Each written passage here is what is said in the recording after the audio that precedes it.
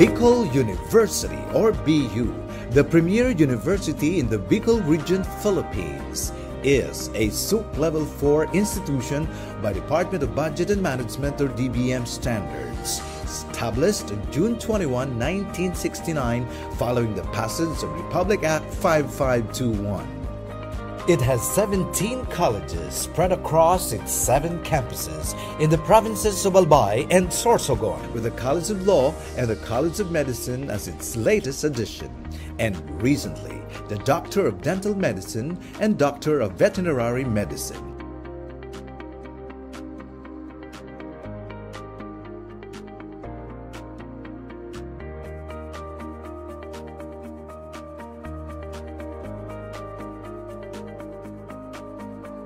Is rooted in its consistent top-level performance in various licensure examinations, becoming recognized as top-performing school in accountancy, social work, midwifery, nursing, education, engineering.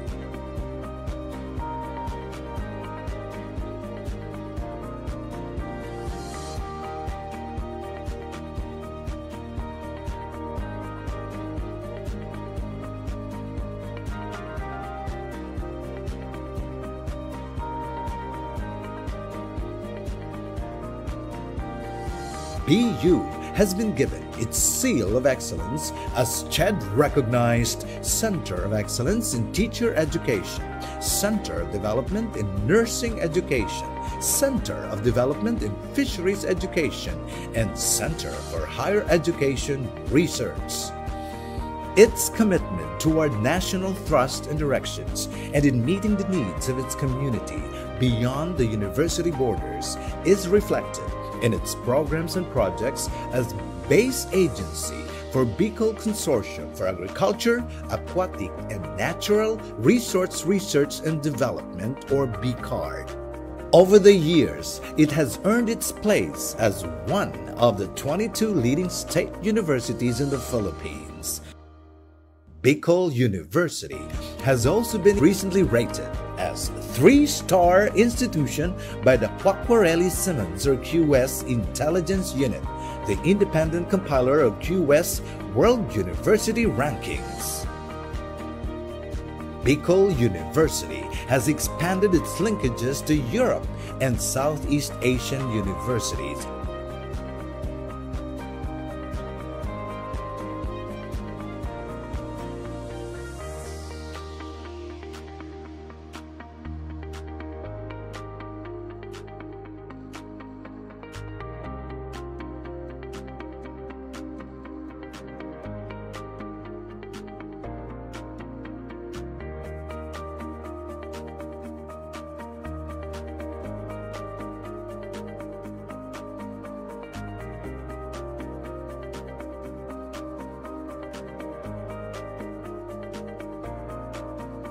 This is Bicol University.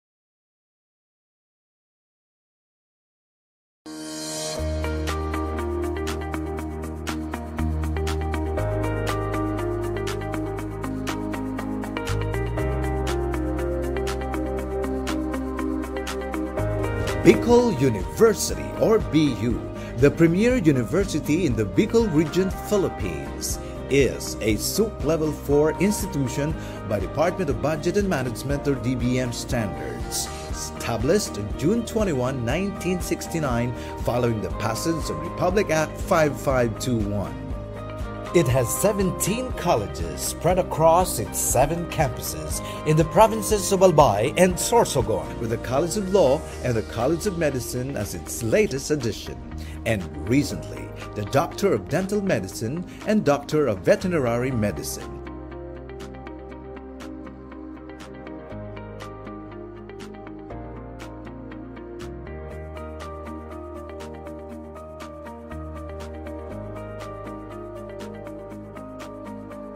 Is rooted in its consistent top-level performance in various licensure examinations, becoming recognized as top-performing school in accountancy, social work, midwifery, nursing, education, engineering.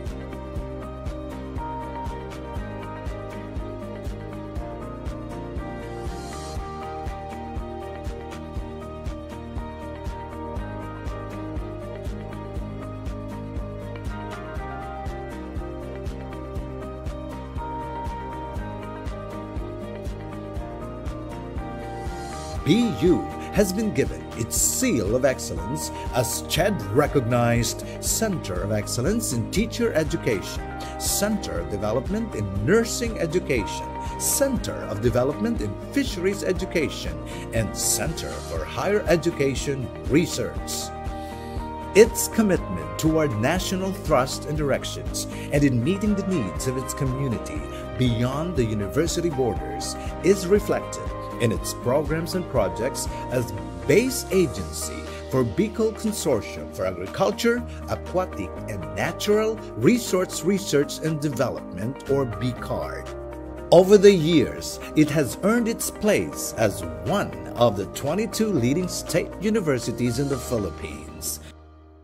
Bicol University has also been recently rated as 3-star institution by the Quacquarelli-Symonds or QS Intelligence Unit, the independent compiler of QS World University Rankings. Bicol University has expanded its linkages to Europe and Southeast Asian universities.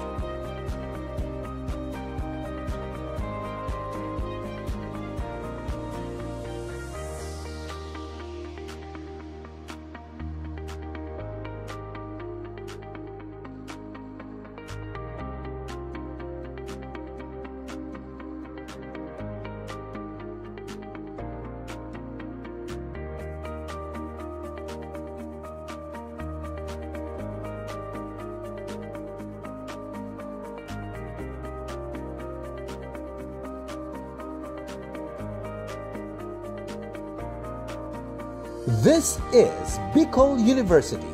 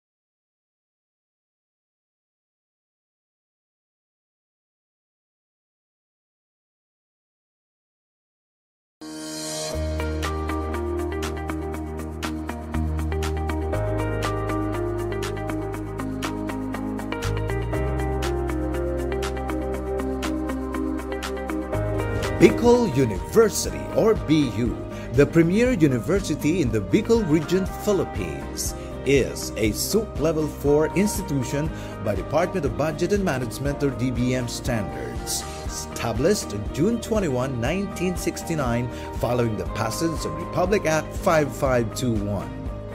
It has 17 colleges spread across its 7 campuses in the provinces of Albay and Sorsogon, with the College of Law and the College of Medicine as its latest addition, and recently the Doctor of Dental Medicine and Doctor of Veterinary Medicine.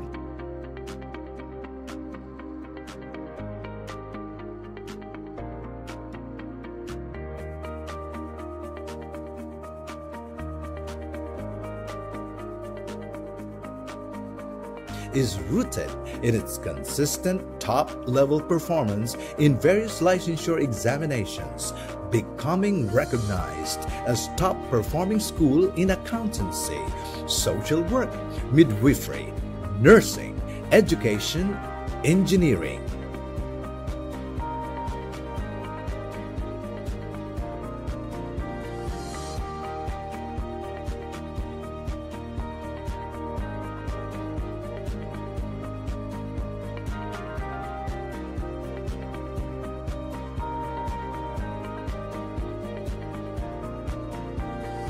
BU has been given its seal of excellence as CHED-recognized Center of Excellence in Teacher Education, Center of Development in Nursing Education, Center of Development in Fisheries Education, and Center for Higher Education Research.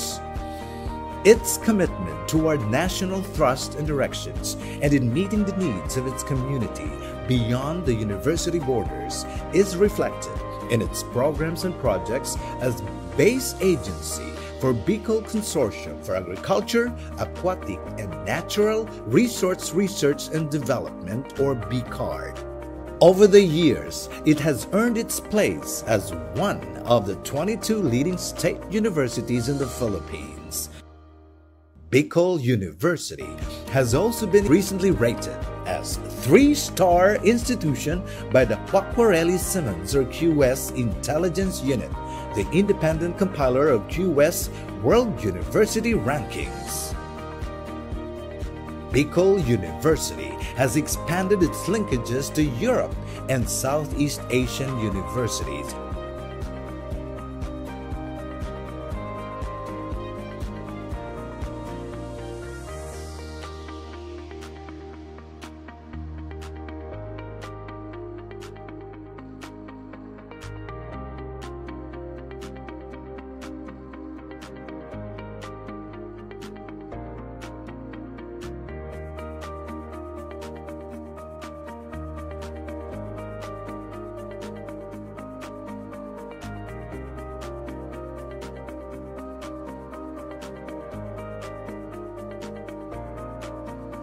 This is Bicol University.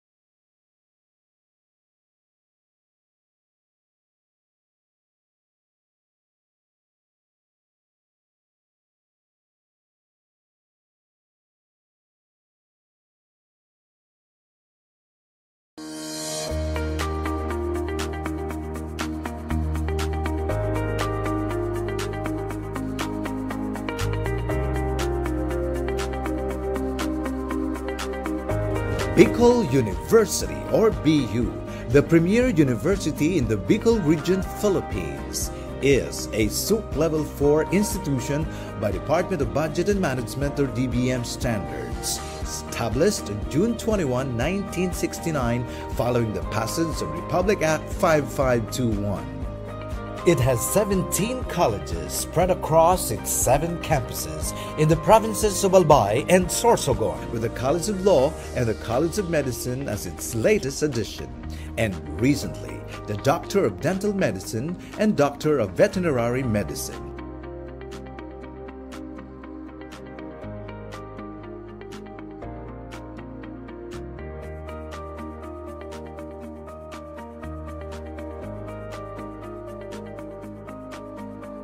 Is rooted in its consistent top-level performance in various licensure examinations, becoming recognized as top-performing school in accountancy, social work, midwifery, nursing, education, engineering.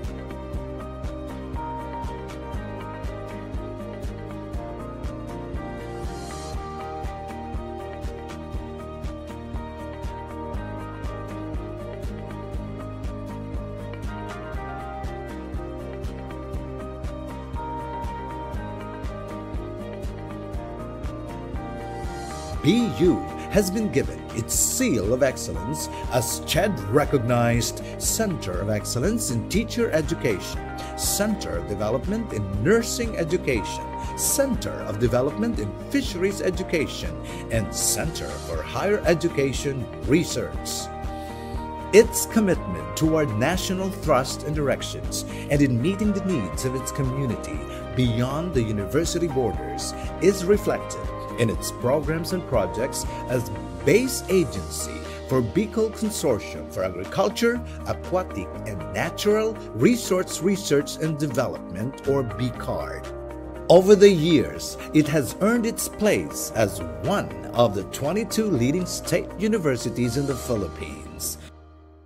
Bicol University has also been recently rated as 3-star institution by the Quacquarelli Simmons or QS Intelligence Unit, the independent compiler of QS World University Rankings. Bicol University has expanded its linkages to Europe and Southeast Asian universities.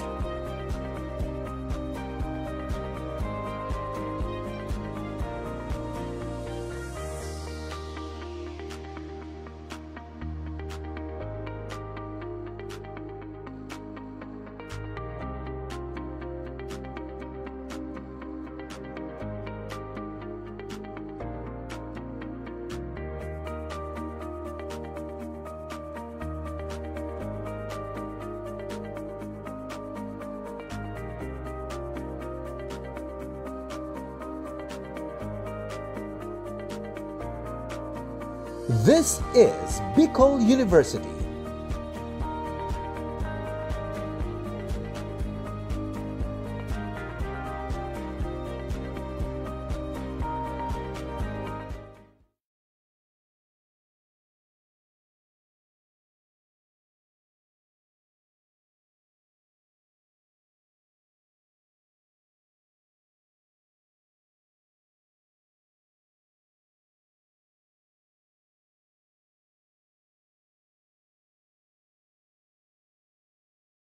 Oh,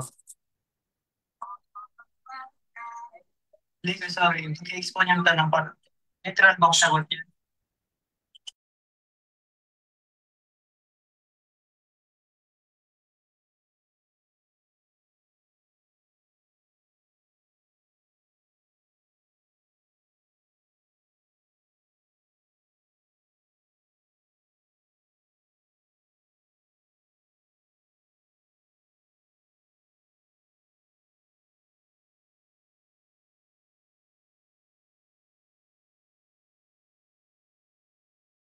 Thank you.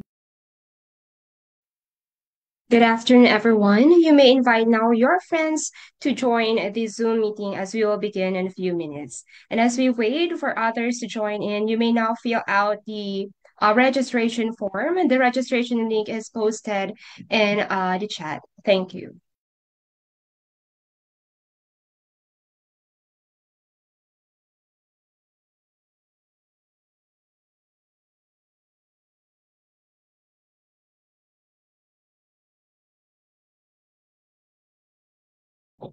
Again, good afternoon, everyone. You may now invite your friends, your classmates to join us in this Zoom meeting as we will begin in a few minutes. And as we wait for others to join in, you may now fill out the Google form for the registration for this activity. Thank you.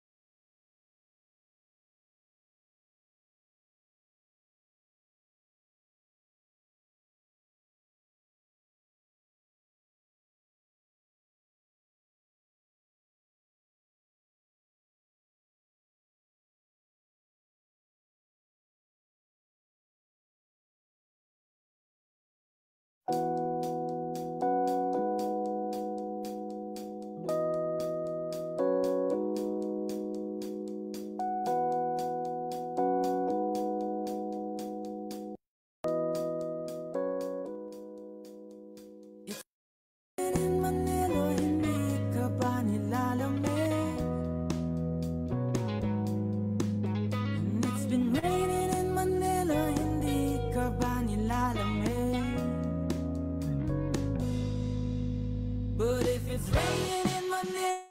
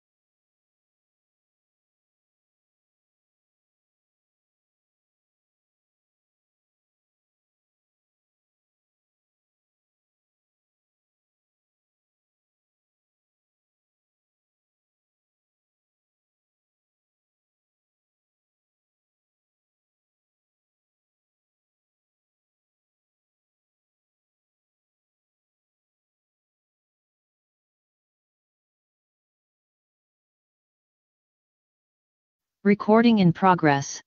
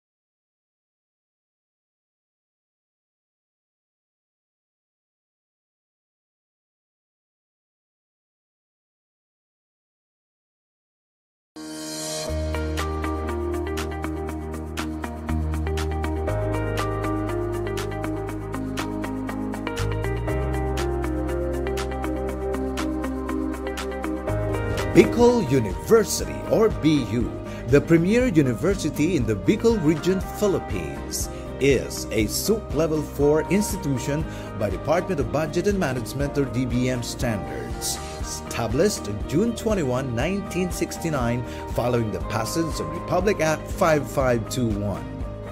It has 17 colleges spread across its 7 campuses in the provinces of Albay and Sorsogon, with the College of Law and the College of Medicine as its latest addition, and recently the Doctor of Dental Medicine and Doctor of Veterinary Medicine.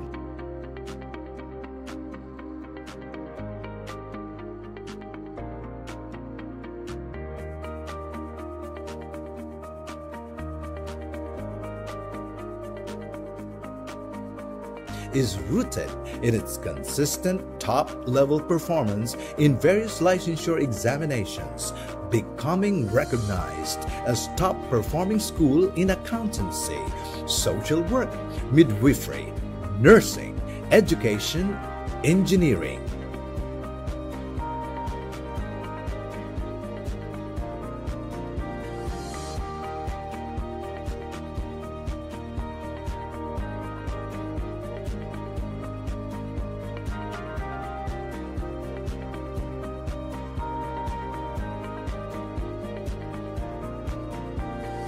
BU has been given its seal of excellence as CHED recognized Center of Excellence in Teacher Education, Center of Development in Nursing Education, Center of Development in Fisheries Education, and Center for Higher Education Research.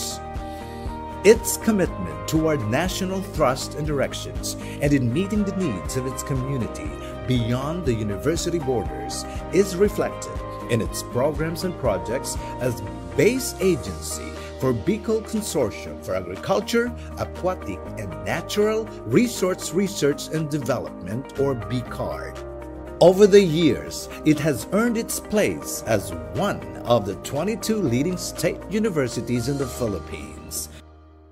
Bicol University has also been recently rated as 3-star institution by the Quacquarelli-Symonds or QS Intelligence Unit, the independent compiler of QS World University Rankings. Bicol University has expanded its linkages to Europe and Southeast Asian universities.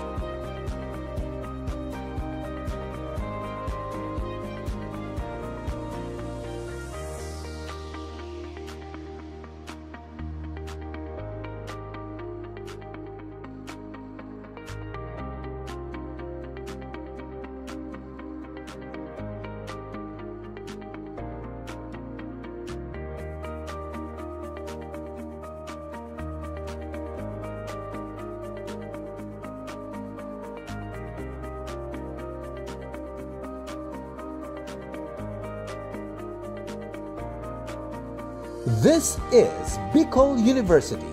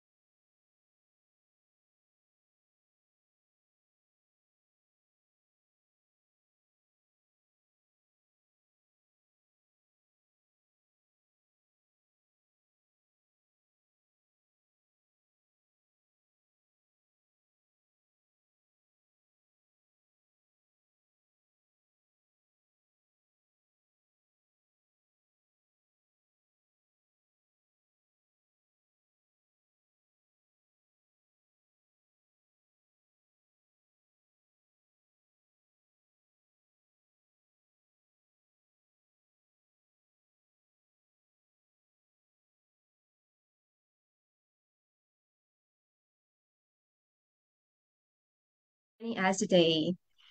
Good afternoon. Welcome to our seminar workshop titled Sharpening the Edge, Preparing for Comprehensive and Qualifying Exam. Today is all about equipping you with the tools, strategies, confidence you need as you journey towards your comprehensive and qualifying examination. But before we begin, please make sure that your microphones are muted, your cameras are on if possible, you have prepared your notes, and your coffee or tea is within the reach. This is going to be an insightful and energizing session. To start our program, let us welcome our first speaker. This is about sharpening our academic edge. We will dive into the essential, the guidelines, reminders, and practical strategies for navigating the comprehensive exam. Ladies and gentlemen, allow me to welcome our first speaker, Dr. Roldan C. Cabiles. Sir, a round of applause, please. Good afternoon. Magandang hapon po sa lahat. Allow me to share my PowerPoint presentation.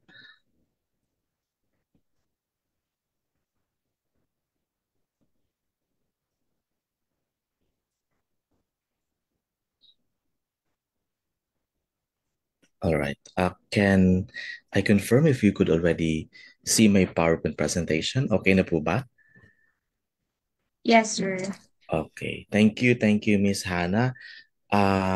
Maganda at maulan na hapon sa ating lahat. And first and foremost, I'd like to congratulate the Bicol University Graduate School Student Council for hosting this very important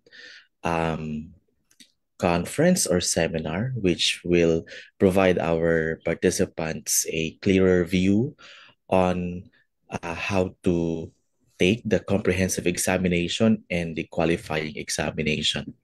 Okay, I have decided to craft my presentation in just perhaps 20 minutes, and I will be opening the floor later on for the questions. So if you have questions in mind while I am running with my discussion, then you may jot it down for a while, and I'm going to address all of them. Para we're meeting halfway. We are able to I'm able to present to you the guidelines, and if there are things that are not yet mentioned in my PowerPoint presentation, I'm going to shed light on the things that perhaps which bother you in the comprehensive examination.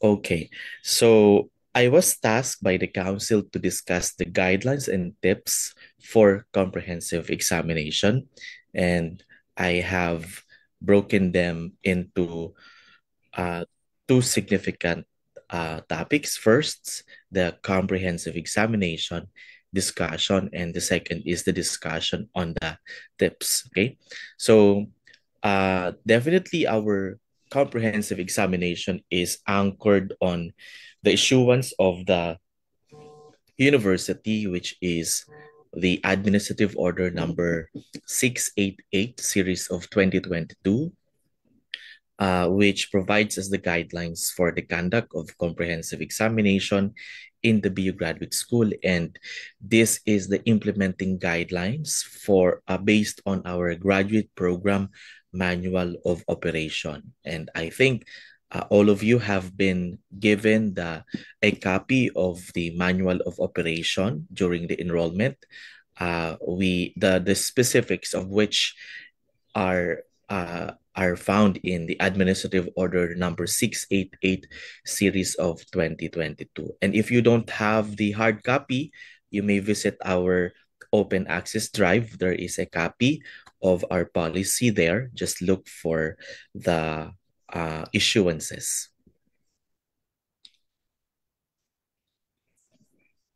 You have to take note that in taking the comprehensive examination, the nature for the master's and for the doctoral program are different. And this is an integrative exam, which could be in written form for master's and oral and written form for doctoral programs.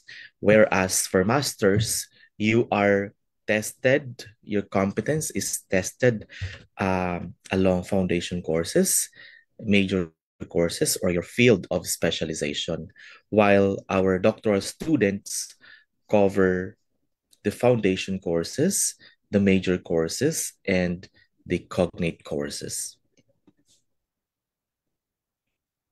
Let's talk about written comprehensive examination, as there are two types of comprehensive examinations. The written, there is a written exam and there is an oral examination.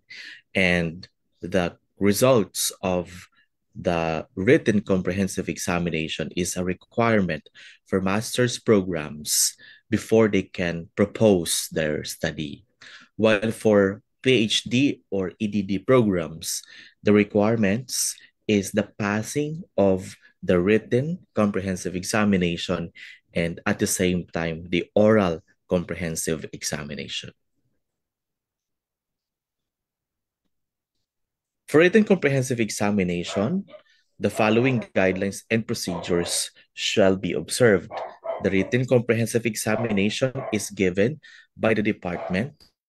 That's why if you will notice, we post the schedule provided by the respective programs. Yung mga schedule na nakikita natin sa posting natin sa graduate school, these are decided by the program. So they are the ones who decide when shall be the comprehensive examination, both for master's and for doctoral programs. And these tests the competence of the students in integrating knowledge in their major and minor fields and shall be based on all courses prescribed to the student. What do we mean by all courses prescribed? This is based on the approved curriculum for your specific program, approved by the Board of Regents. Like for example, for master's program, if you are going to take MA in English education, there are 9 units to be taken as approved by the BOR for foundation courses. So we have research, we have stat and foundations of education, and there are 5 major courses to be taken and there are 2 cognate courses. So you have to fulfill all of these subjects first before you can be allowed by the graduate school to take the written comprehensive examination. The same with the PhD or doctoral programs, but please take note that some of our doctoral programs have already revised the curriculum from 60 to 42 as required by the CMO 15 series of 2019. But those who have been admitted in the old curriculum that still have 60, then you have to fulfill the 60 units. After completing all the academic courses or course requirements, you should have a general weighted average of 2.0 or better. Students shall submit their application for the written comprehensive examination, which is duly signed by your advisory committee, your panel, and should be recommended by your program advisor and endorsed by the college secretary and approved by the dean of the graduate school. And please take note of the schedule. It should be filed not later than 2 weeks before the date of the examination. Let's say, for example, if the program has decided to have the comprehensive examination by December 17, then your papers should be submitted already to the registrar's office by December 1, 2025. So we're going to count 14 days. But don't worry, in our announcements, we provide already the deadline of submission so that everybody is informed when is the cutoff of submission for the comprehensive examination. The registrar should certify that the student has obtained a GWA of 2.0 or better. You could request for a certificate of complete academic requirements, tinatawag natin siyang CAR. Ano? If not naman, pwede kung hindi po kayang mag-request ng CAR certification, you may just visit your portal. I think you have your student portal where you could view your grades. Ano? Doon sa application, meron tayong another sheet of paper, and that is evaluation sheet. Ilalagay nyo lahat yung required subjects, both foundation, major, and cognate courses. And beside the subject is the corresponding grade you have obtained in that particular subject. And just make sure that the grades are based on your portal, and it will just be evaluated then by the registrar's office. Students who have incomplete, I would like to emphasize this, friends. Students who have incomplete mark in any courses or a GWA of 2.0 shall not be allowed to take the comprehensive examination. Any INC mark must be completed first in the prescribed period allowed. Okay, so let's say you have already taken all of your subjects. However, there's one course where the faculty has not yet submitted the grade, ano? So you cannot file yet the comprehensive examination. I would like to suggest that you perhaps directly follow up with the faculty, ano? To submit perhaps or to post the subjects in the portal so that you can already apply for the comprehensive examination. Students whose GWA is below 2.0 shall be given a chance to qualify by allowing them to take additional courses, which is equivalent to 6 units, with, of course, recommendation by your advisory committee. So, for example, mababa yung GWA natin, umabot siya ng 2.2 ano. So, go back to the advisory committee, consult with your members of the panel advisory committee as to what subjects are you going to take as a form of based on our policy. You have to take additional 2 subjects, okay, in order to obtain the required GWA. And by then, if mag-take ka ng additional 2 courses, you have to make sure that by the time mataas yung GWA natin, na mahihila yung like 2.2 na GWA. Should the students fail to qualify, they may avail of the diploma courses for the program if it is available in the graduate school. The college or the department offering the program shall be given the prerogative to devise a procedure in the conduct of comprehensive examination with utmost adherence to quality and integrity. And our comprehensive examination is only given at least once every semester or regular semester. Pwede lang kayo mag-file ng inyong comprehensive examination only during first semester and second semester, not in mid-year, because mid-year is not a regular semester. Okay? So again, I'll repeat, pwede lang po tayo mag-file ng compre only within first semester and second semester, not in mid-year, as mid-year is not a regular semester. Unlimited po ang ating compre. So there are programs that decide na isahan yung schedule. If ever hindi nahabol yung schedule na yon, you go back to your program advisor and you may perhaps ask for a schedule for the comprehensive examination.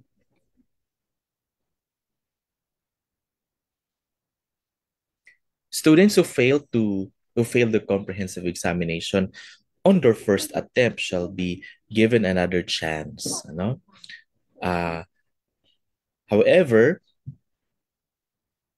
failure to pass the re-examination disqualifies the student permanently from earning the degree. I would like to remind you that if you're going to to take the comprehensive examination following this policy, you have to be very sure, ano, and you are really ready in taking the examination, or else baka mahabol natin itong failure, ano. Sad to say, there are already cases na nakaabot ng dalawang failing mark for the compre. So that is the meaning already of this. They are disqualified already in continuing the program. Let's say you obtained a failing mark in foundation course and you passed in the major course. It's still a failing mark, ano? And then the second one, bumagsak ka ulit ng foundation course, that disqualifies you already to proceed with the program. So isang area lang ang mabagsak, count na siya ng isang chance, ano? So be very careful in filing for the comprehensive examination. Make sure that you are well prepared for the examination. Let's talk about the oral comprehensive examination. For oral comprehensive examination, this does not cover the master's program, because as I have said a while ago, the master's only covers the written, while the PhD or doctoral programs cover both the written and the oral comprehensive examinations. So the following are the guidelines and procedures for oral comprehensive examination for doctoral programs. This is an integrative oral comprehensive exam that is given immediately after passing the written examination.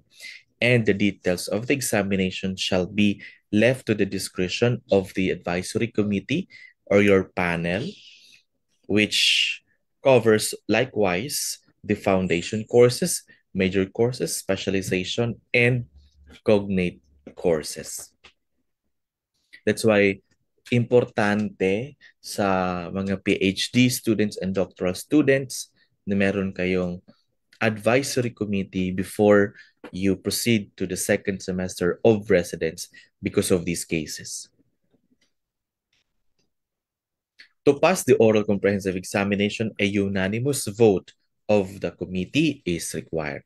Students who fail the oral comprehensive examination may apply for re-examination not earlier than 1 month, but not later than 1 year after the first examination. And if the student fails in the re-examination, he or she shall be barred permanently from pursuing their intended program of study. The chairperson of your advisory committee, as approved by the Dean of the Graduate School, should submit the report of the examination within 1 week after the examination. Meron lang binibigay ang office natin na permit to take the comprehensive examination, the oral comprehensive examination. The committee will just have to sign beside their name based on the agreement during the examination and have it submitted to the BU Graduate School.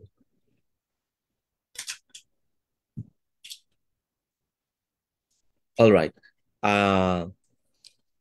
Let's proceed to the learnings from the stories of others, and perhaps we can gain tips from these stories, from those who have already taken the comprehensive examination. As a backgrounder, I and the Dean of the Graduate School, Dr. Maria Jane Mascareñas, have been doing a research, and we have been studying the nuances on the conduct of the written comprehensive examination, and these are the initial findings we have seen in the paper already. So I'd like to share this with you already, so we could already perhaps consider the tips if this is applicable on our part. This is the title of our research, Contributing Factor Influencing the Performance of Students in the Graduate Education Written Comprehensive Examination. And this is the nature. we used mixed method research design, and we analyzed the records of the graduate school from across the 45 graduate programs, including the doctoral programs. And we also did an interview with those who have taken the examination. Uh, it it uh, it factored in quantitative data and treated the quantitative data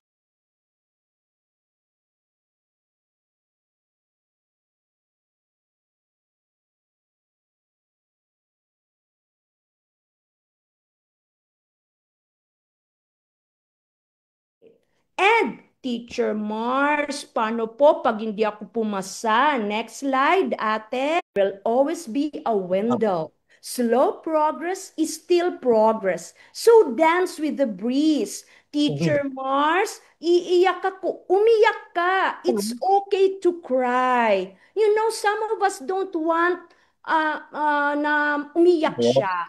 Pero ako po, I believe it's okay to cry. You know, crying, the tears will actually cleanse our eyes so that we can clearly see.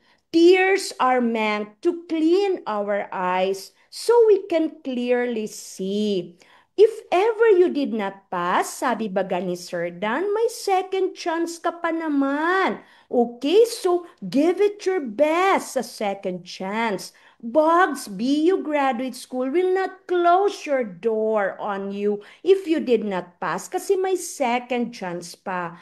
Pero Teacher Mars, sabi po kasi doon sa guidelines, pag nakadalawa na, it's goodbye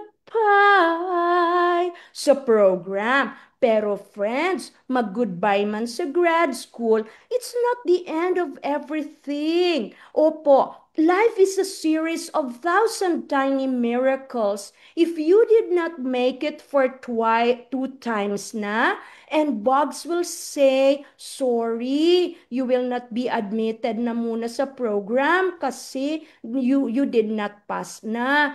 Pero sabi namin, that's not the end of life, okay? Marami pa, bloom where you will be planted. And I would always sing, just give me a reason, just a little bit enough, just a second, you're not broken, just bent, and you can learn to try again. It's in the stars, it's been written in the scars of our hearts. We're not broken, just bent, and we can learn to try again. Life is a series of thousand tiny miracles. You will make it. Because the next slide talks about resilience. Resilience not only in comprehensive exam or graduate studies, but resilience in everything that we do. It isn't just about bouncing back. It's also about bouncing forward, using our setbacks as stepping stones to propel us towards our goals. Not passing the comprehensive exam twice and then saying goodbye maybe to graduate school is not the end of life, okay? Be resilient. Everything will be okay. And if God closes the door, He always opens a window for blessings to pour in. But of course, I'm positive you will all pass. Positive lang tayo. So in summary, mga kapatid, building resilience in taking compre, remember, it's a bug's life. Okay? Remember the last slide? Believe in yourself, achieve, building confidence. Don't forget you are enrolled in the BU Graduate School in Bugs. Don't forget the summary ate, the last slide, the Bugs life, okay? And so with this, I say Teacher Mars would like to say thank you so much and God bless us all. Keep on smiling.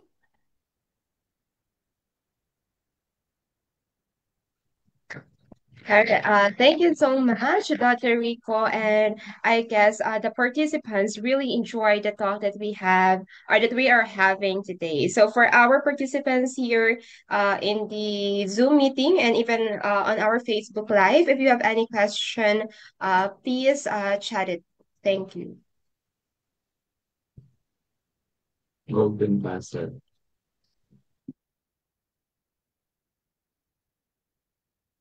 Maraming salamat po sa GSSC, sa inyong lahat, Ate Eda and the officers. Thank you din po, Ate Therese, for sharing my slide. Patapos na po ako, may kuryente na. Okay, maraming salamat po for always being there to assist me. Thank you po.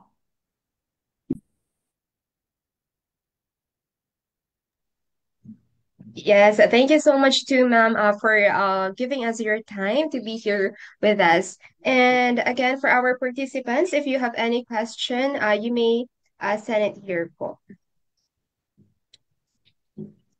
Maraming salamat po sa nagpapasalamat. Thank you also for giving us your time. Walang problema po. Okay. Lagi-lagi para sa BU Graduate School at sa GSSC.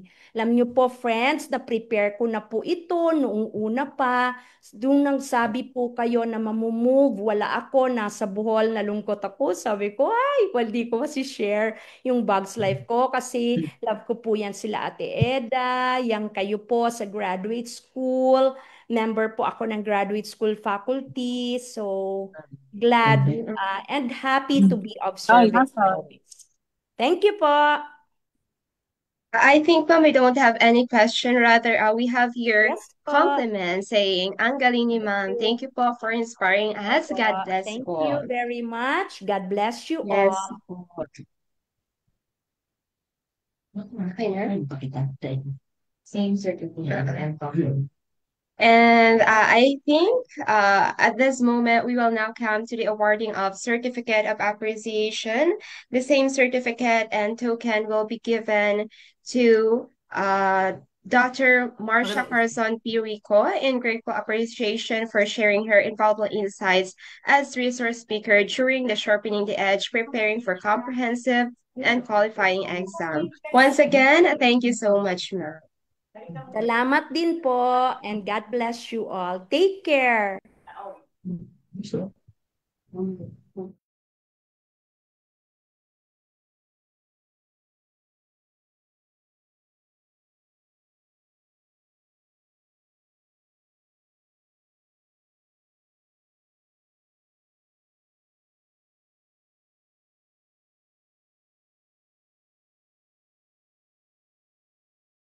Graduate students' daily struggle, writing and oral defense. To guide us, may we have Dr.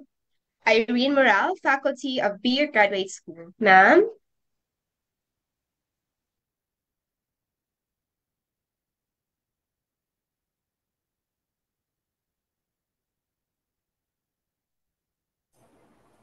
Hello, good afternoon. Can you hear me? Yes po, ma'am. Okay, thank you very much for the introduction, Ms. Hannah May Kapitin. First of all, I'd like to say thank you very much for this invitation by the GSSC.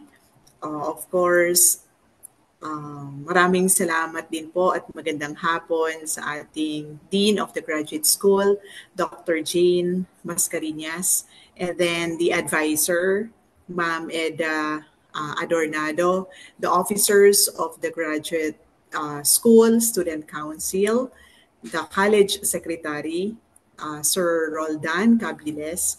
Natutuwa po ako kasi meron akong freebie ngayong hapon. I was able to listen to the discussion of Ma'am Mars. Okay, so maulan na hapon ngayon, pero I feel very positive because I was able to listen. Freebie, I was able to listen to the very good discussion of Ma'am Mars Rico. Okay, so I'm actually here I placed myself in one of the co-working space dito sa Legazpi because sa Kamalig, sobrang maulan and the internet connection is also unstable. Okay, but of course, I'm also doing this in support to our graduate students. Gusto ko sila lahat makapasa sa qualifying examination and also sa comprehensive oral and written examinations. That's why ngayong hapon po, I'm going to share also with you some strategies that you can do whenever you take the qualifying exam and of course the oral and written comprehensive examinations. Okay, so let me share from my screen my talk for this afternoon.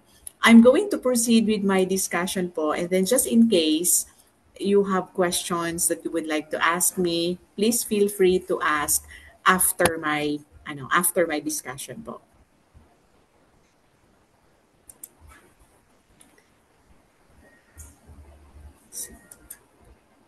Sige po, please give me a little more time to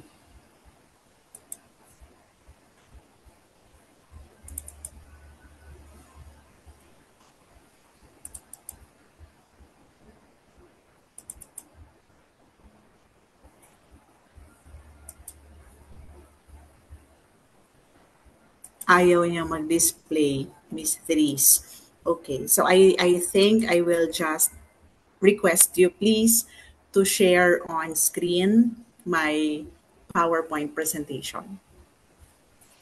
Okay, so my talk this afternoon is entitled Technicalities, Writing and Oral Strategies for Comprehensive Examination. Okay, so I am Irene Moral. I am a faculty of the College of Arts and Letters, but I also teach in the graduate school, and of course, I also handle subjects in the Open University. Next slide, please.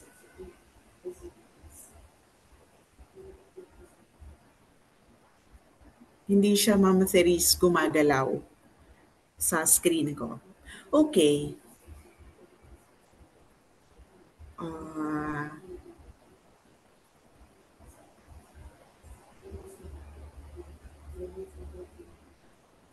Okay, so first, before I proceed with my discussion, I'd like you to know two things. These are very important.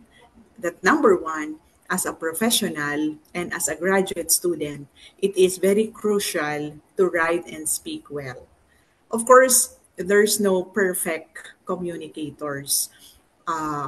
One cannot be very outstandingly proficient in the use of the English language, which we use whenever we take the comprehensive and qualifying examination.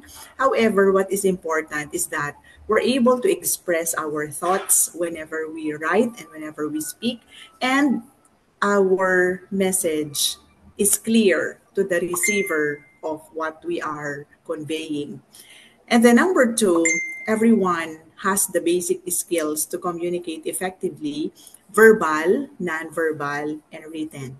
You will ask, why did I include nonverbal? Because whenever you engage in verbal communication, there are times when you cannot get away with the nonverbal communication. Because when you speak, you make use of your facial expression, the tone of your voice, you have your gestures. Okay, so it would always show.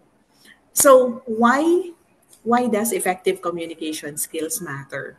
Because they impact academic success, professional development, and long-term career outcomes. If you're able to pass the qualifying examination given by the BU Graduate School, of course, you become a student of BU. And then if you're able to pass the comprehensive examination, then that becomes your pathway to thesis writing, that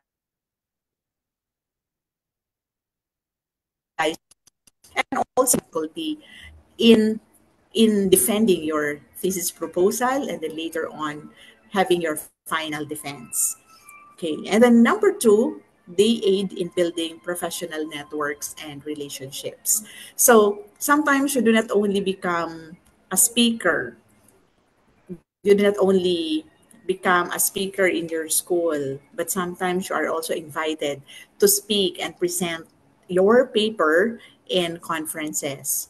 So conferences in Bicol region, or conferences in the Philippines or outside of the country, you can also do that if you can verbally and verbally and written express your thoughts both in verbal and in written form well.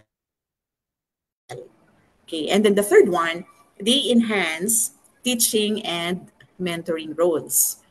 Okay, so you sometimes, sabi nga, in graduate school, you do not only exist for yourself. Yung networking, mentoring is also very important, because sometimes our friends, our classmates become our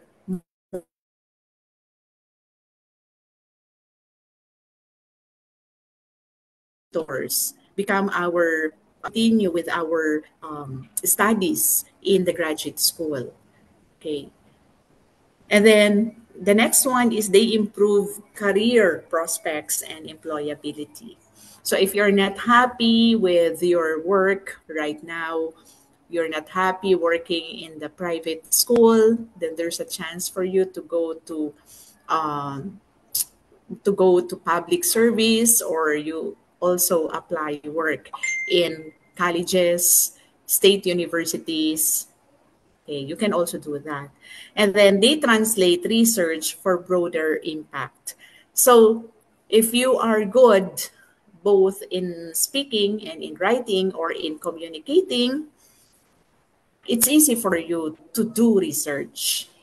Okay, in Bicol University, of course, even instructors are already encouraged to do research. So it's not only the professors and the associate professors who are being encouraged to do research. And I know that in your schools, at DepEd, or in other colleges and universities where you are employed, you are already being encouraged to do research. So that becomes your gateway to promotions, that becomes your gateway to designations.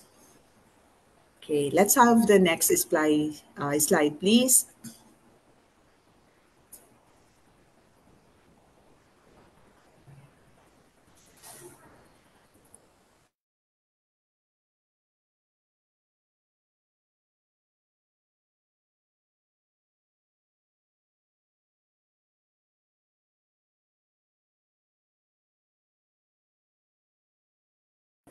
Okay, so let's talk about academic writing. There are three kinds of writing. We have technical writing. Okay, technical writing is the one that we used whenever we are in the workplace. For example, when you write memorandum, proposals, yon, mga reports, accomplishment reports, progress reports. These are technical writing. And then we also have creative writing. Ito yung mga, if you are engaged in poetry writing, writing novels, dramas, script, creative writing yon. But the kind of writing that you're going to practice, if you're going to take the qualifying and comprehensive examination, is academic writing. Okay, so what is academic writing? It is a formal. Okay, so the use of language is formal, evidence-based style of scholarly communication characterized by objectivity, precision, okay, logical structure, proper citation, aiming to contribute to disciplinary knowledge for academic audiences. Okay, so if you're going to see the definition, you will see there, my dear graduate students, yung characteristics ng written output mo at oral message that you're going to communicate whenever you engage yourself in comprehensive examinations. Okay, so objective, okay, precise. So precision meaning the use of vocabulary, there's correct word usage, the grammar is correct. Although the grammar naman is meron na kasi ngayon tayo na Grammarly, although whenever you take the examination, you are not allowed to do that, I think. Pero medyo forgivable naman ang grammar for as long as the message that you intend to communicate does not change. Because sometimes when the grammar becomes problematic, okay, yung nagiging problema is the message now is also twisted. Okay, so there is miscommunication. The message now does not become clear. Okay, that's a problem with grammar. That's why sometimes you will tell us, hindi naman ako English major, so bakit ba kailangang aralin ko ang grammar? Still, you have to study that because grammar affects or will affect the message of what you're trying to convey. Okay, so there are two kinds of errors that one can commit whenever he or she writes. The grammatical error and then the mechanical error. Yung mechanical error, nandyan yung spelling, the spelling, the punctuation marks. Okay, yan yung mga mechanical errors. The grammatical errors have something to do with the tenses of the verb, the subject-verb agreement. Okay, so the dangling modifiers. Yeah. So you can know all these things. Sobrang dali na ngayon because all the information are available via the internet. We can always research what we do not understand. So you have there on screen the characteristics of academic writing. One is formality. And formality is determined in the use of the language. Okay, so wala kang maraming contractions. You don't use the Jejemon language na naging popular dati. Okay, then it has to be objective. And then clarity, of course, and precision. There are so many strategies that I'm going to share later sa slide presentation ko on how you can achieve clarity whenever you write. Okay, and then you have logical and cohesive, evidence-based, and then it should make the audience aware. Okay, so it is audience aware. It should bring awareness to the audience. So for example, ako yung nagbabasa ng sinulat mo na answer in your comprehensive examination. After I read your answers, things should be clear to me, whether you're providing me an information, you're persuading me, what is your intention in writing such kind of an answer. Okay, and then these are, my dear students, some of the writing strategies for comprehensive examination. Number one, you focus on clarity. Okay, focus on clarity. One way to focus on clarity is to make your sentences not so lengthy. Kasi there are times when I can read. By the way, nag-check din ako ng mga comprehensive examination papers. And one of the things that I can see is sometimes the sentences are so lengthy. Minsan mga 3 or 4 lines na siya, there's no punctuation mark, and you would not know where the sentence would end. So for your ideas to be clear, much better to keep sentences direct to the point, use simple words para clear ang message na kino-communicate natin. Okay, so pay attention to your structure. Okay, so when I talk about the structure, Di ba yung whenever you write an essay, meron kang intro. Okay, if for example you are answering in 3 paragraphs, ang sagot mo made up of 3 paragraphs, you can probably give us a short intro about the topic, and then after the first 2 or 3 sentences, you proceed to your discussion. Okay, paano ka magdi-discuss? Are you going to explain? Are you going to define? Are you going to describe? Okay, so these things should be in your thoughts. Okay, paano mo masasagot ng malinaw ang tanong na ibinibigay sa'yo? So pay attention to your structure.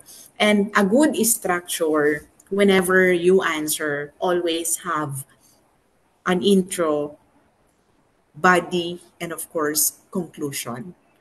Okay, so how do you end now? How do you conclude now? Okay, and then you synthesize your ideas. Do not just summary. Okay, I do not just summarize. Do not just give us a summary, but rather synthesize. What is the difference between the two? When you synthesize kasi, you show the connections between the previous ideas that you presented with the other ideas that you are still presenting. Okay, that's how you synthesize. Now, you also have to write cohesively. Paano ba nagiging cohesive ang writing? I think you have encountered many times and you have practiced many times making use of transitional devices. Ano yung mga transitional devices? For example, I'd like to answer 3, for example, the question is, give 3 important elements of ganito. Okay, so sabi, give 3. So therefore, you are expected to give 3. Okay, so you have to use transition words like first, second, third. Okay, I'd like to emphasize 3 points in my answer. The first is, the second is, the third is. Okay, so you make use of transition words. If you would like to show cause and effect, dapat makikita na there's a cause. Okay, this happened because of, as a consequence of, this is what happens. Okay, so for every goal that you have in your mind, you should be able to clearly show that orally or in writing. So write cohesively. Okay, and then reflect being scholarly. How do you show you're being scholarly whenever you answer? Number 1, you can include some citations. You can cite research, probably that you have read or that have been conducted, and who was the author of that. You can present a very important idea advanced by one author or one psychologist, sociologist probably, and then you mention the name of that person. In that way, you are showing you're being scholarly. Okay, that you are acknowledging the ideas of great people whose thoughts have been recognized in the field of education or in the field of psychology or sociology or in whatever fields you are enrolled in. Okay, and very important, you have to manage your time. Okay, kasi pag hindi mo na-manage yung time mo kasi, baka hindi mo matapos ang comprehensive examination. I know that comprehensive examination, kaya siya tinawag na comprehensive kasi the main purpose of that exam is to gauge how the depth of your knowledge, the depth of the knowledge that you have acquired while you are enrolled in BU Graduate School. Kasi ang daming subjects mo na tinake, di ba? So, almost all of the very important topics that were discussed while you are in the graduate school are covered in the comprehensive examination. Okay, next please. Okay, ito na yon. So, write clearly. Sa writing muna tayo. When you write clearly, how do you achieve that?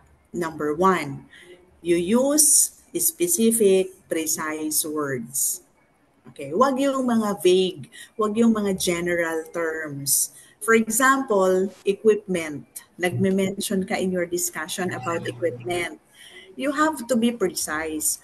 What specific equipment are you referring to? Okay, oh.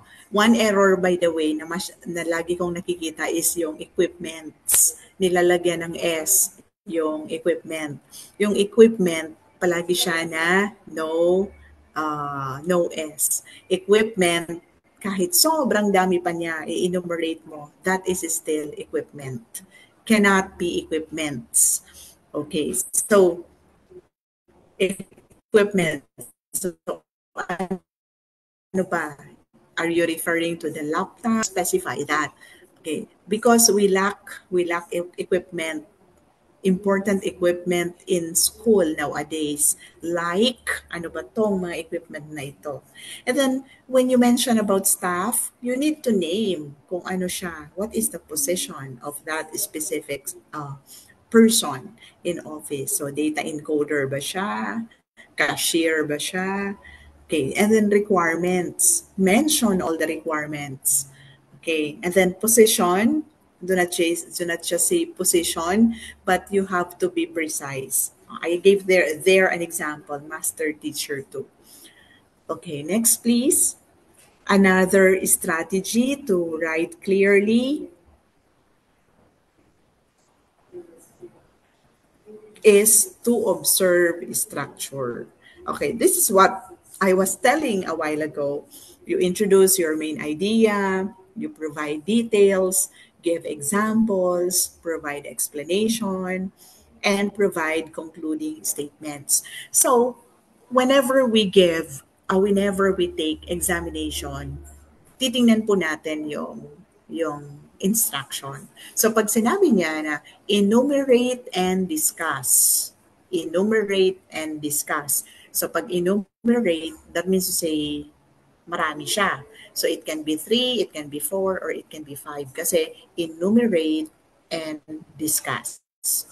Pag sinabi naman niya na explain, okay, so you are going to provide an explanation. But pag sinabi na compare and contrast, So, ikukumpara mo muna. When you compare, you focus on the similarities, and when you contrast, you focus on the differences. So, yung pagsasagot po ng examinations need also some sort of decision making on the part of the test taker. Okay, so pag sinabing describe, i-describe mo na lang. There's no need to compare and contrast.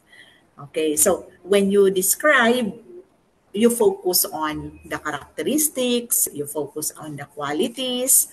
Okay, so for example, describe the school where you are assigned in to teach. Okay, o describe mo yung school mo. What can you describe in your school? You can describe the students, you can describe the school leader, the buildings, the facilities, the teaching methods adopted in that school. Ayan. So, yun ang mga common. Identify, describe, explain, discuss, compare and contrast, evaluate. When you evaluate, you have to make sure na nakapag-render ka ng judgment. Render your personal judgment about the issue because you are being requested to evaluate. Okay, so yan po yan. Let's have number 3.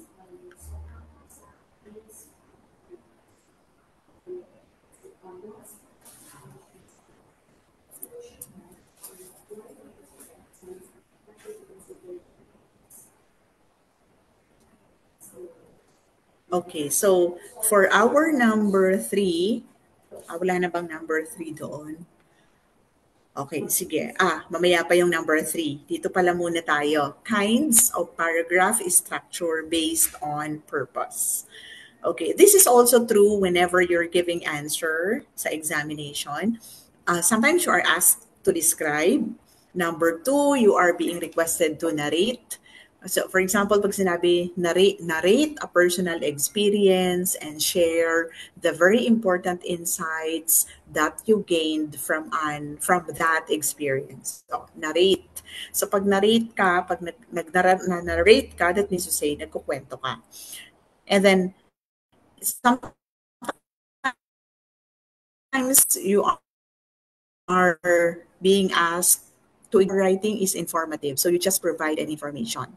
Usually po, pag informative, ang mga tanong dyan starts with what? What are the characteristics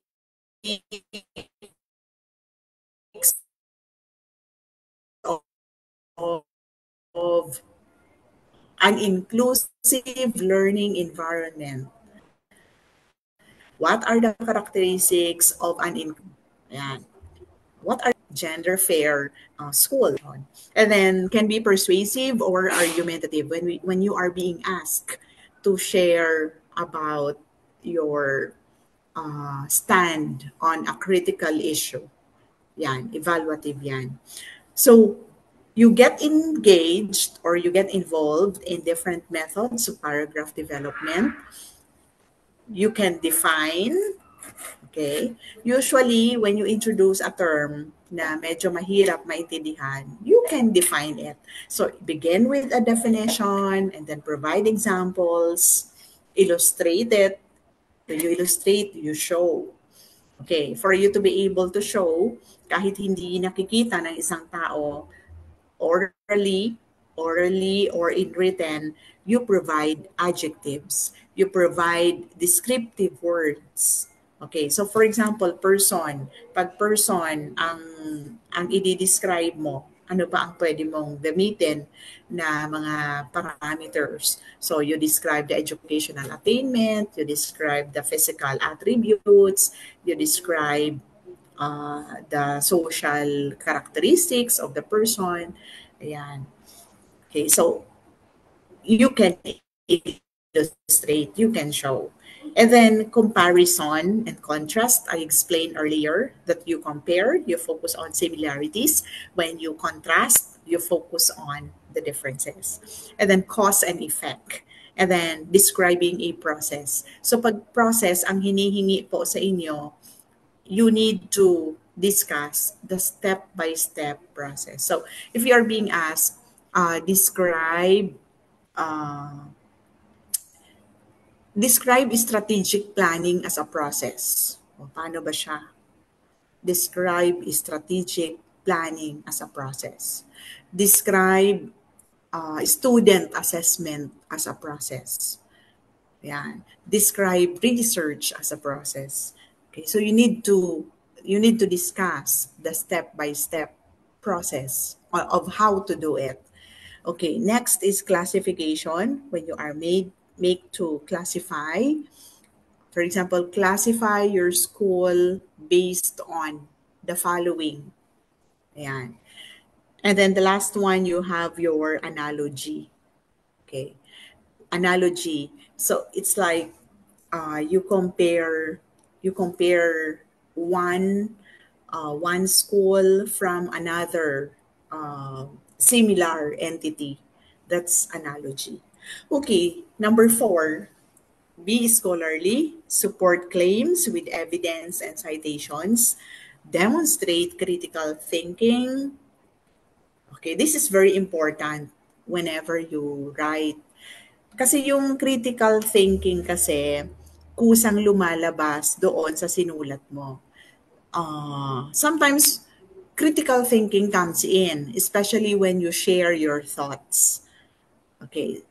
However, in my own personal assessment, okay, so pag naglalagay ka na ng ganong mga phrase, however, in my own personal assessment, this is what I can say about it. Ayan, yan na, lalabas na yung critical thinking doon. Okay. So, write for an informed audience. Okay. Write for an informed audience. Avoid grammar and mechanical errors. Okay, so yan po yung being scholarly. What was our number 3 nga po? Parang may message, may tanong sa chat sino ba yung nag-chat? Yung number 3. Okay. Ito yung number 3. Number 3 is write cohesively. Okay, and the number 4 is be scholarly. Okay, let's have the next one. We're done with number 4. Okay, now let us go to strategies for oral examination. Okay, in oral examination, this is, alin ba ang scary sa inyo? Is it the oral examination or the written examination? There are people who would prefer the written examination. Isulat ko na lang, wag nang mag face-to-face na oral examination kasi I experience anxiety, I feel so anxious, parang hindi na ako makasagot. Okay, but you know what? One of the strategies for you to be relaxed during oral examinations is to do breathing exercise prior to the oral examination. So, of course, you drink water and then relax. One way to relax is to do breathing. Okay, inhale at 4 counts and then hold your breath at 5 counts and then release. Release the air through your mouth for 5 or 7 counts. Very effective po yun. So you can try that before you engage in oral examinations. And then you do it repeatedly. Okay. And then another tip is speak in a modulated voice. Whenever you answer a question, begin in a low tone or modulated voice. Kasi whenever you speak in a very high tone, okay, pag sobrang taas ng pitch mo agad, you become a little nervous, okay, and you become very anxious. And then later on, nag-mental blackout ka na, hindi ka na nakasagot. You cannot find anymore the right words to use to answer the question. So, naunahan ka na ng sobrang kaba. Okay, so number 1, listen actively to understand, not just to reply. So, wag kang masyadong magmadali. Ay, naku, dapat makasagot ako kaagad. No. Listen first. Understand the question. Okay, so if you are being asked why, okay, why, that demands an explanation. Pag ang tanong naman what, that means to say you just need to state what are they, and of course, and then you have to define. Okay, balik po tayo doon sa previous slide. Doon muna tayo sa ano. Okay, so listen actively to understand, not just to reply. And then number 2, show that you're listening. So you can nod your head. Okay, you can nod your head. You can even say yes, okay. Ayan, you can even do that. And then do some verbal affirmations. Okay, so aalamin mo ano ba ang nakakapagpakaba sa'yo sa mga oral examinations. Okay. Kasi dapat alam mo, whatever makes you scared, whatever makes you feel nervous during oral examinations, when you know that, it's easy for you to adjust yourself and avoid those things. Kaya lang, mahirap lang doon kung kinakabahan ka kasi naku, nandiyan si Dr. Roldan. Marami pa namang tanong si Dr. Roldan. Ayan, wala ka nang magagawa doon kasi si Dr. Roldan will really be there. Yung request mo na lang si Sir Dan, wag na siyang magpapakita ng kanyang face. Baka mas lalo kang kabahan. Okay. Ask clarifying questions if you do not understand the question. Okay, and then paraphrase to confirm understanding. Okay, paraphrase. So, halimbawa, tinanong ka, hindi masyadong malinaw sa'yo yung tanong. You can seek clarification and you can paraphrase it. Okay? Para ma-check mo kung tama ba yung tinatanong sa'yo. Yung pagkakaintindi mo ba ng tanong is tama. Okay, you can also do that. Next slide, please.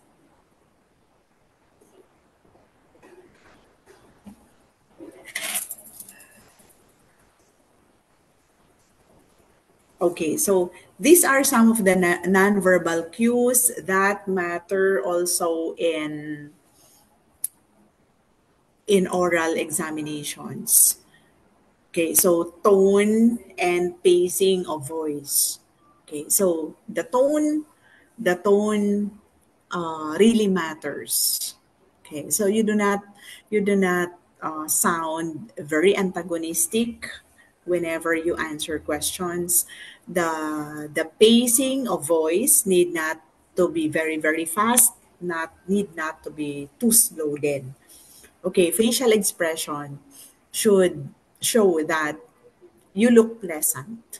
Okay, you look pleasant. You are ready for the oral examination and you welcome questions. You are welcoming to questions and you are ready to answer. And then, of course, body language and gestures. Personal space is not seen much if the oral examination is online. Okay, kasi wala namang personal space in online oral examinations. Eye contact siguro in online examinations do not matter too much kasi baka hindi ka rin naman sobrang nakatingin on the camera, but you can provide the answer. However, in face-to-face, nagmamatter po yun, Austo.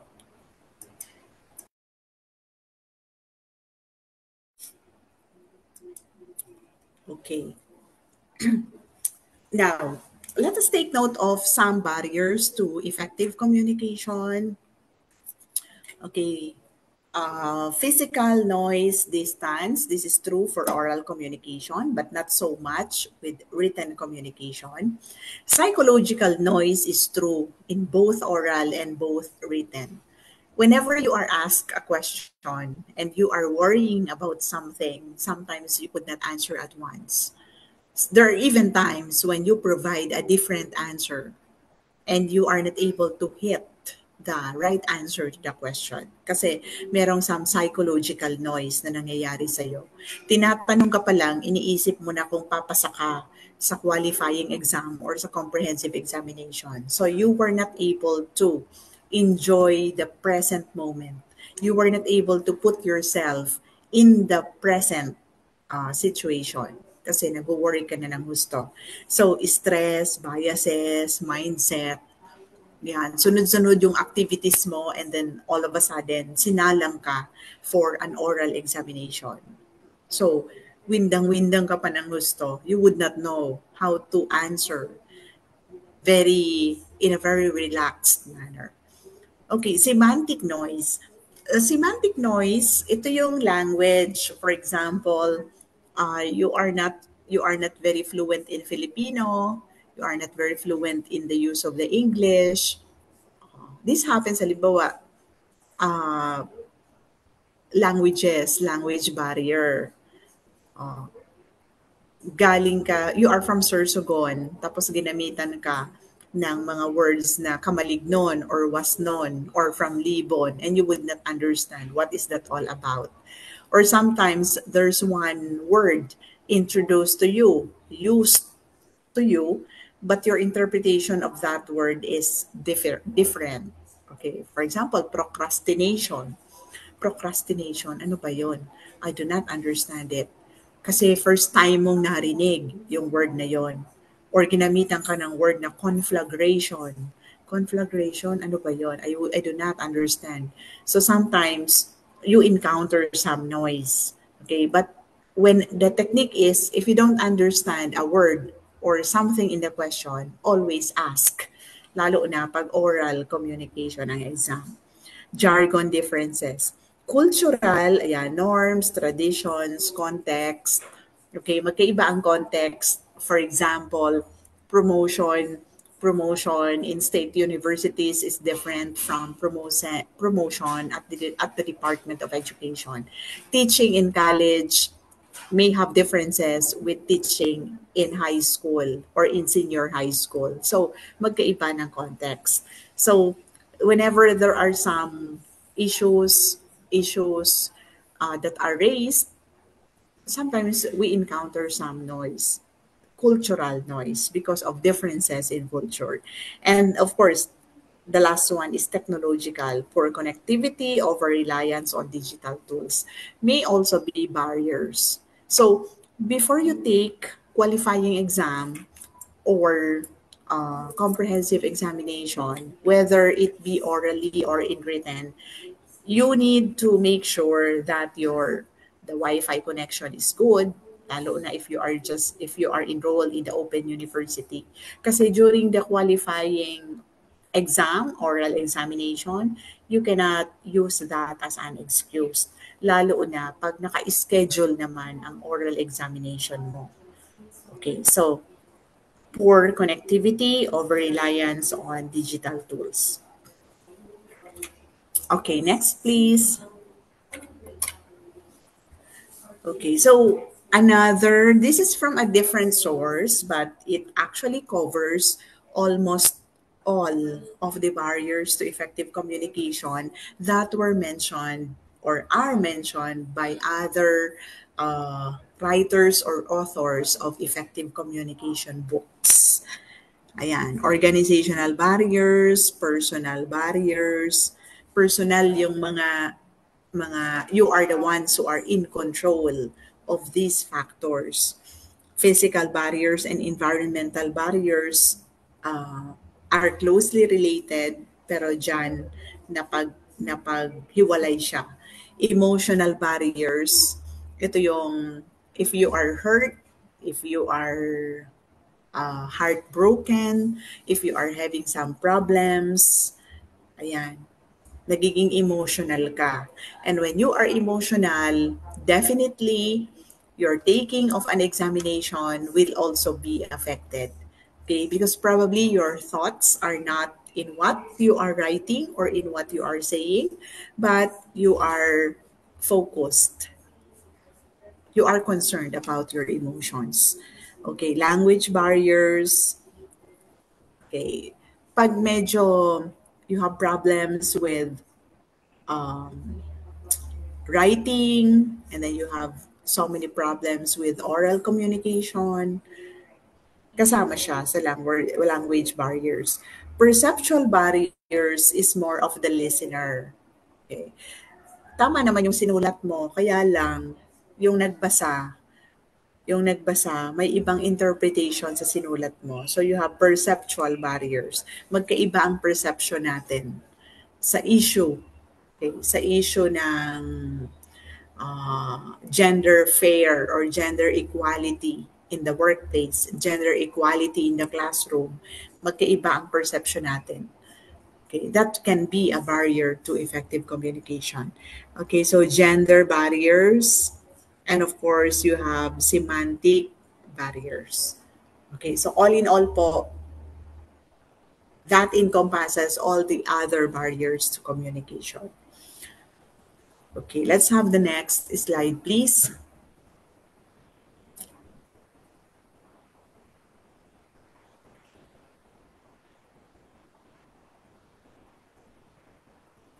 Ma'am Therese.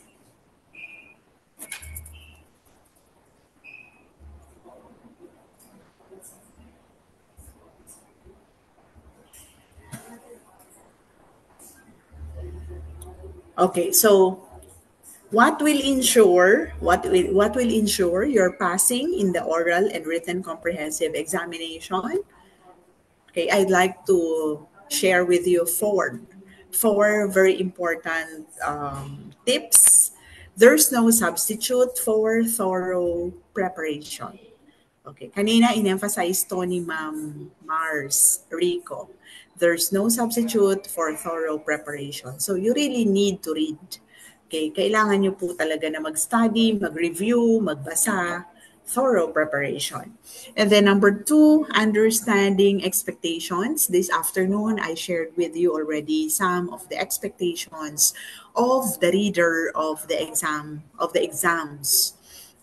Okay, yun yung mga expectations, the ones I told you earlier.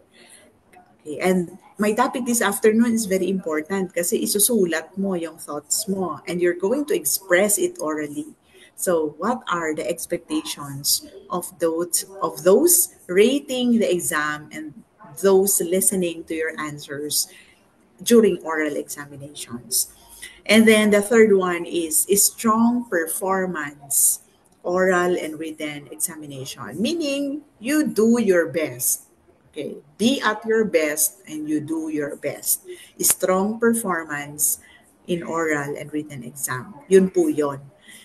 Okay, so and the last one is overall mindset and well-being. So, sa una pa lang, magtitest ka pa lang, isa-subject mo pa lang ang sarili mo sa oral exam at sa qualifying compre exam, dapat naka-mindset ka na papasa ako. I'll be able to do it. Okay, next sem, magti-thesis writing na ako. Next sem, magda-dissertation na ako. So that means to say that you already claimed it, that you'll be able to pass the comprehensive and the qualifying examination. Okay, and in conclusion, ito po ang aking iiwanan din na thoughts sa inyo. Number one, effective communication is a lifelong skill worth investing in. Okay, ako na po ang magsasabi sa inyo na effective communication is a lifelong skill worth investing in. Ako po noon, I'm not so good in speaking, I'm not so good at writing, pero nagkaroon kasi ako ng mga boss na talagang they would require me to speak well. Okay, I would like to mention Dr. Esther Balane, ang aking teacher noon when I was in college. There were only 7 of us. 7 lang po kami na English majors noon in her class. And ang klase sa kanya ay 3 hours. So, papasok pa lang kami, iniisip ko na, Diyos ko po, 3 hours. How many times are we going to recite? So, yun lagi ang problem ko pag papasok ako sa klase niya. Kasi, pag hindi ka nakasagot, tatayo ka. So, you're going to stand up and should be able to provide her with the right answer. Speaking, oral communication. Pag sinabi niya na I'm going to have recitation, read, no reading from textbooks allowed, sasagot kami. So we have to speak for like 3 hours. We need to speak for 3 times, 5 times sa subject niya. Okay, so ganun po yung mga naging training ko. So, okay lang yan. So if you have a teacher na ganyan sa BU Graduate School na medyo pinagagalitan ka, pinatatayo ka, pinapagre-recite ka ng paulit-ulit, that's be happy. Be happy. Okay. When I did work in Manila, nagkaroon din ako ng department chair in English na editor-in-chief ng isang publishing house. At dahil naman doon, binibigyan niya ako ng mga written work. Sabi niya, Dr. I, you do this. Dr. I, read and summarize this. Yan ako, susulatin ko naman. You would just imagine how many times the paper would be returned to me. Nabalik niya, Dr. I, what's this? Oh, yan. Ano yan? Comma.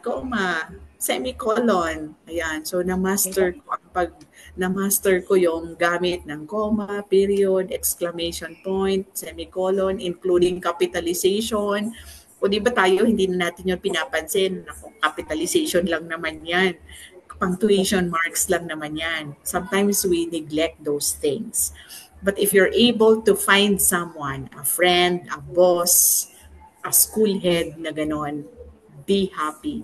Kasi these people are the ones who will lead you to perfection when it comes to communication. Pag magaling ka sa communication, malayo po ang mararating mo. You will not just be a teacher. You will be a leader. You will be a manager. You can be a writer. You can be a researcher. Ayan. So, invest. Mag-invest po kayo sa effective communication. Ayan. So, and of course, words from Roosevelt, si Eleanor Roosevelt. Ano yung sabi niya, Miss Liz, before that slide po? Ang sabi niya, the future belongs. Sabi niya, before that slide, the future belongs to those who believe in the beauty of their dreams. Okay, so let us all hold on to our dreams. You are here in the Bicol University Graduate School. You are students of BU Graduate School. Give yourself time. Ilang taon ka na ba sa BUGS? At ilang taon mo ba balak mag-stay sa BUGS? So aim na makagraduate ka after 3 years, after 4 years. Ayan. So wag mo nang patagalin. So ngayon pa lang, if you are already qualified to take the comprehensive examination, take the comprehensive examination, write your thesis, defend your thesis dissertation, and graduate victoriously in Bicol University. We would all love to see you all graduate in Bicol University. Okay. Thank you very much again for this invitation. Maraming salamat po.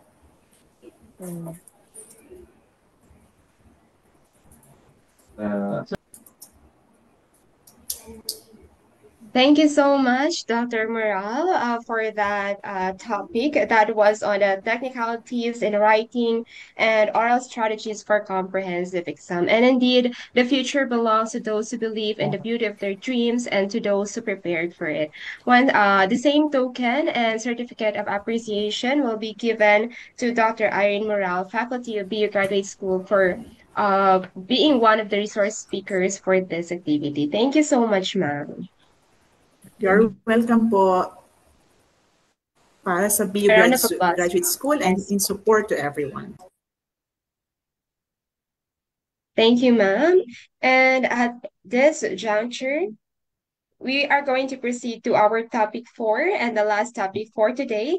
That is on the conduct of qualifying exam and selecting researchable dissertation and master thesis, which will be presented and discussed to us by Dr. Arnulfo Mascareñas. A round of applause, please. Sir? Yeah, thank you very much, Hannah. Can I share my slide? Yes, sir.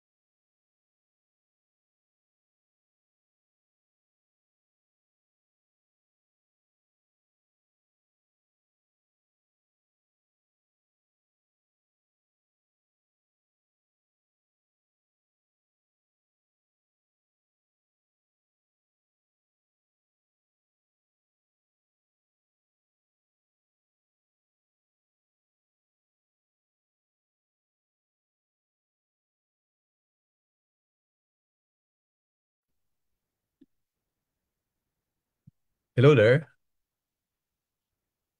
Can you see my presentation? Yes, please, sir. Yes, sir. Okay. Once again, good afternoon, everyone. And firstly, I'd like to thank the BU Graduate School Student Council for this opportunity to be part of this activity. Although it's raining, I could see a good number of participants attending this event. For this afternoon, friends, I was given two topics to discuss. The first one is about assessing readiness, building school competence. It's about the conduct of qualifying examination.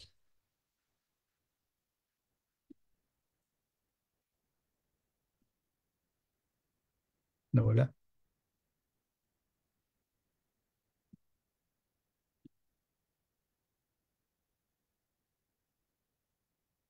Okay. So the topic, the part one of my topic is about assessing readiness, building scholarly competence, and the conduct of qualifying examination. Maybe many of you are wondering why there's a need for us to have this qualifying examination. Well, first, we have to believe that not all students admitted into the doctoral program are automatically good doctoral materials. As a matter of fact, um, I could see in my class that there are some students of mine who are not supposed to be taking yet their doctoral degree, but maybe because they have nothing to do, they enroll in the doctoral program. Another one is admission is often based on academic records, professional experience, and recommendations, but true doctoral readiness involves deeper qualities that go beyond grades and credentials. Lalo ngayon na under present circumstances, there is this grade inflation. So anybody could be admitted in the graduate school because they produce a good GWA in their undergraduate studies. So they have no difficulty getting admitted in the graduate school. Thirdly, doctoral studies demand a higher level of intellectual independence, critical thinking, persistence, and capacity for original inquiry. And these are qualities that extend beyond performance in coursework. You may be good in your academics, but maybe you don't have that much of a critical thinking. You don't have that capacity for uh, original inquiry. These things are being weighed during the conduct of qualifying examination. Also, qualifying examination, therefore, serves as an essential mechanism to evaluate a student's comprehensive understanding of the discipline and readiness to engage in independent research. It helps ensure that only those who demonstrate adequate mastery, analytical competence, and research potential will advance to doctoral candidacy, thereby safeguarding the academic integrity and quality of the doctoral degree. In essence, we could say that admission gives students the opportunity to pursue a doctorate degree, but qualifying examination determines whether they have the capacity to complete it. So in other words, this is a weeding process. Okay, weeding process. Lahat pwedeng matanggap sa graduate programs, especially sa doctoral program, but not all can be retained after the qualifying examination because some would simply does not deserve to become part of the doctoral studies. So you might ask, ano bang basihan ng BOGS qualifying examination? Well, we have the board resolution number 667, series of 2021, which approved the policies, rules, and procedures for graduate studies in Bicol University. that requires that doctoral students must take the qualifying examination to be conducted by the advisory committee before the registration for the second semester of residence. Ano ba itong advisory committee? Yung advisory committee is nothing but your dissertation panel composed of your chairman and members, and of course, your advisor joins the committee. And it also says here that you have to take it before the second semester, which means to say you have to take the qualifying examination within the first semester and you have to pass it. Otherwise, you will not be allowed to enroll the following semester. So the result of the examination will be the basis for evaluating the student's ability to pursue doctoral study and for determining a suitable program of coursework.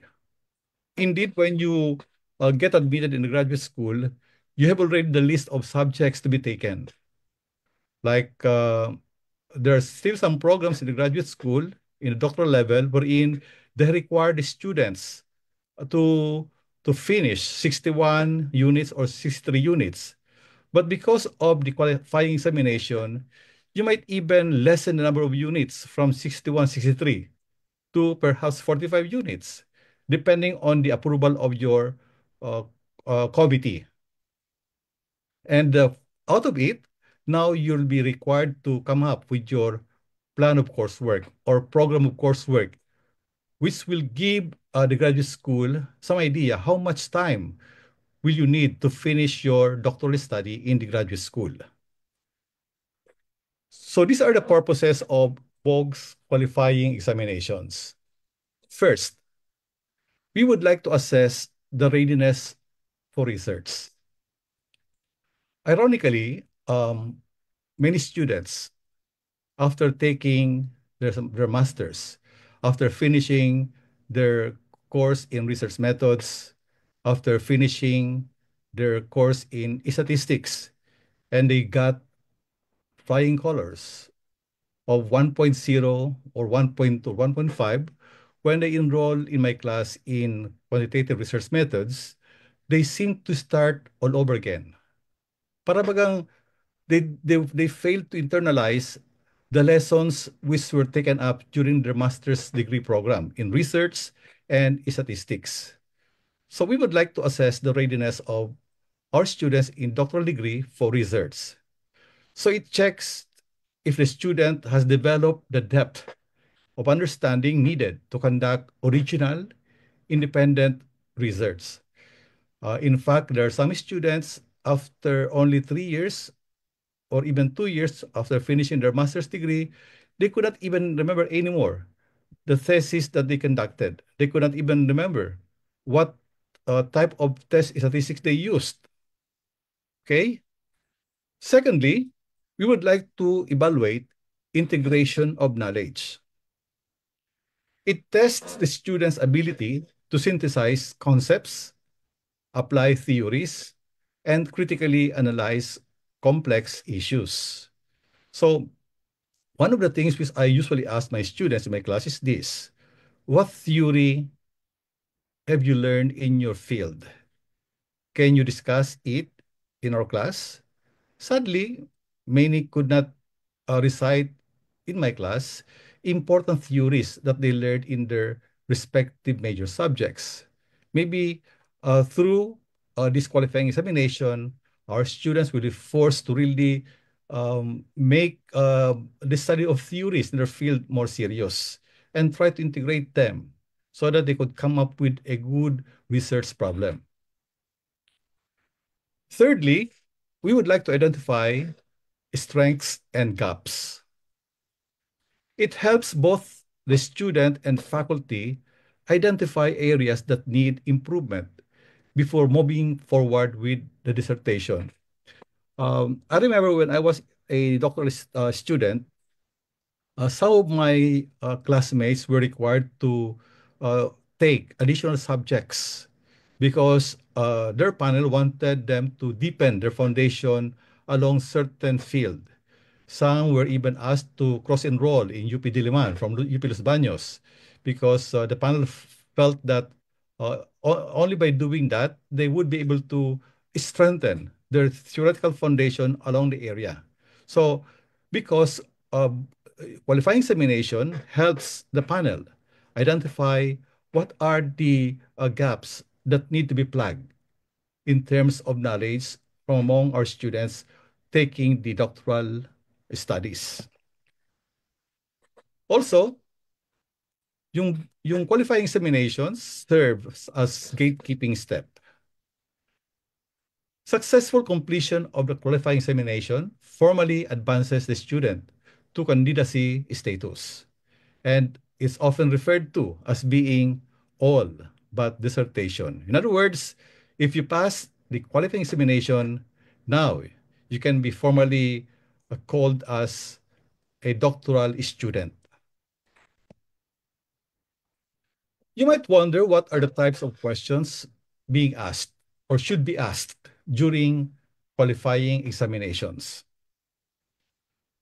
Well, because the quality of the questions in QE determines how well it measures a student's readiness for doctoral research.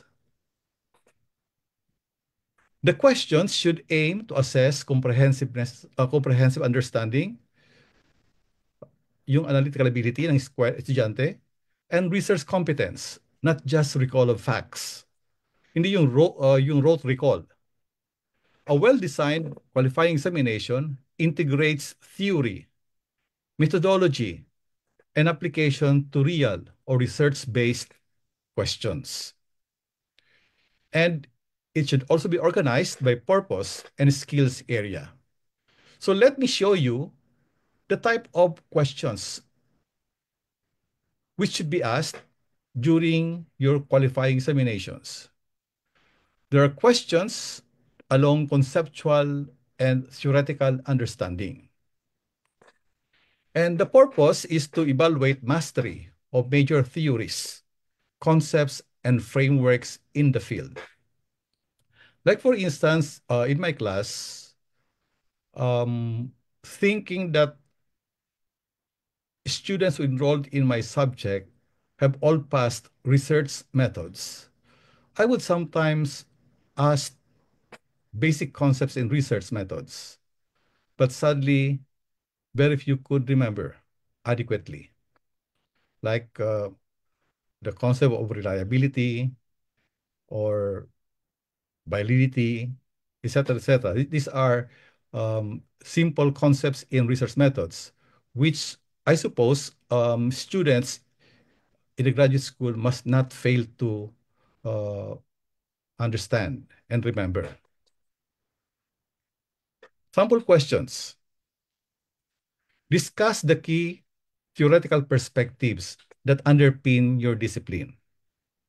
How do they differ in explaining a particular phenomenon? Take note that we're offering how many PhD degrees? 7 degrees, 7 total programs. And if you would agree with me, we borrowed theories from other fields. Like in the case of educational management, for instance, EDLM. The theories in the EDLM are borrowed from other fields like management, sociology, you name it, they have it.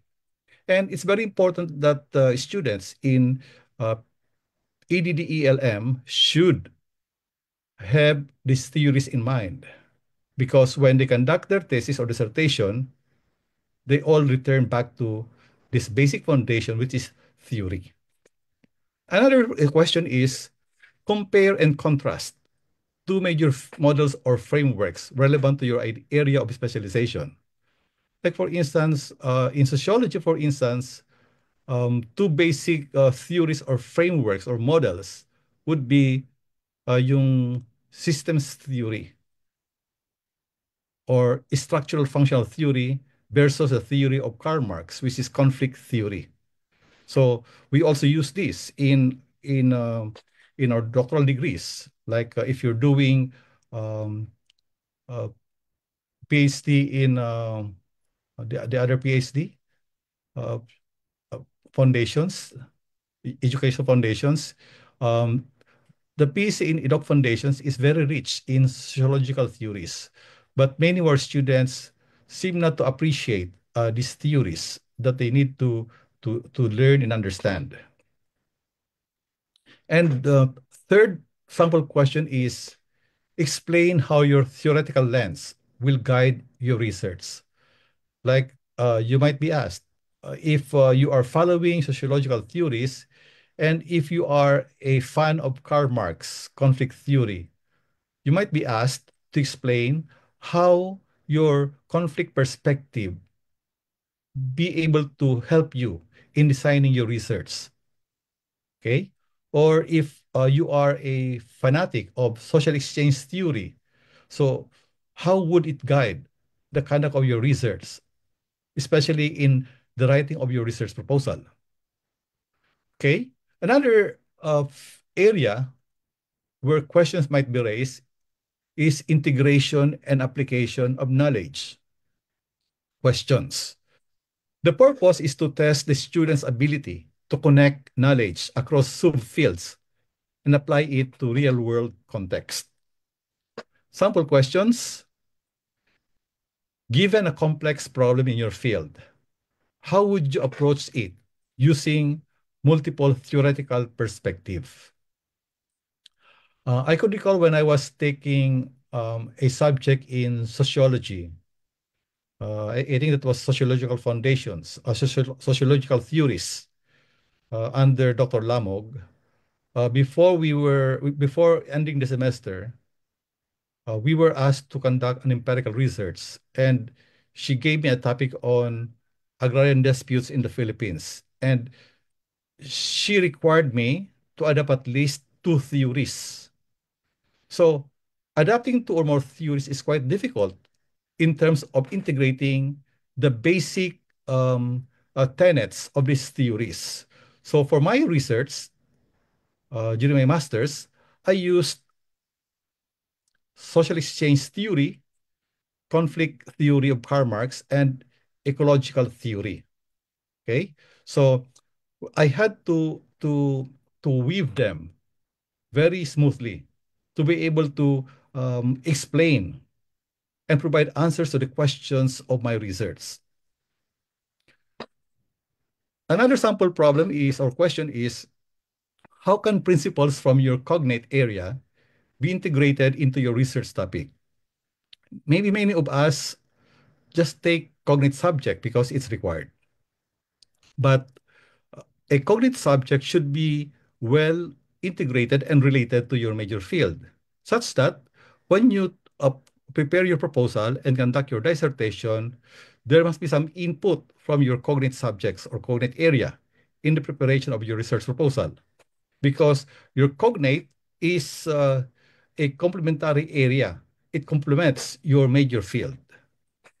And thirdly, sample question is, identify a pressing issue in your profession and discuss how scholarly research could address it. Okay? Next area of questions which could be asked during your qualifying examination, or which your professors should also consider, would be yung research design and methodology. The purpose is to assess readiness for independent research, particularly in formulating and conducting studies. Sample questions would include: discuss the most appropriate research design for your proposed study and justify your choice. What are the key ethical considerations in conducting research in your field? Like, for instance, if your research involves secondary data analysis, is there an ethical concern there? Third is, how will you ensure validity and reliability in your data collection and analysis? Again, many of us seem to forget the basic idea of validity and reliability in research. Next area of questions would be questions about critical thinking and analytical skills. The purpose of these questions is to determine the ability to critique, synthesize, and evaluate existing studies or ideas.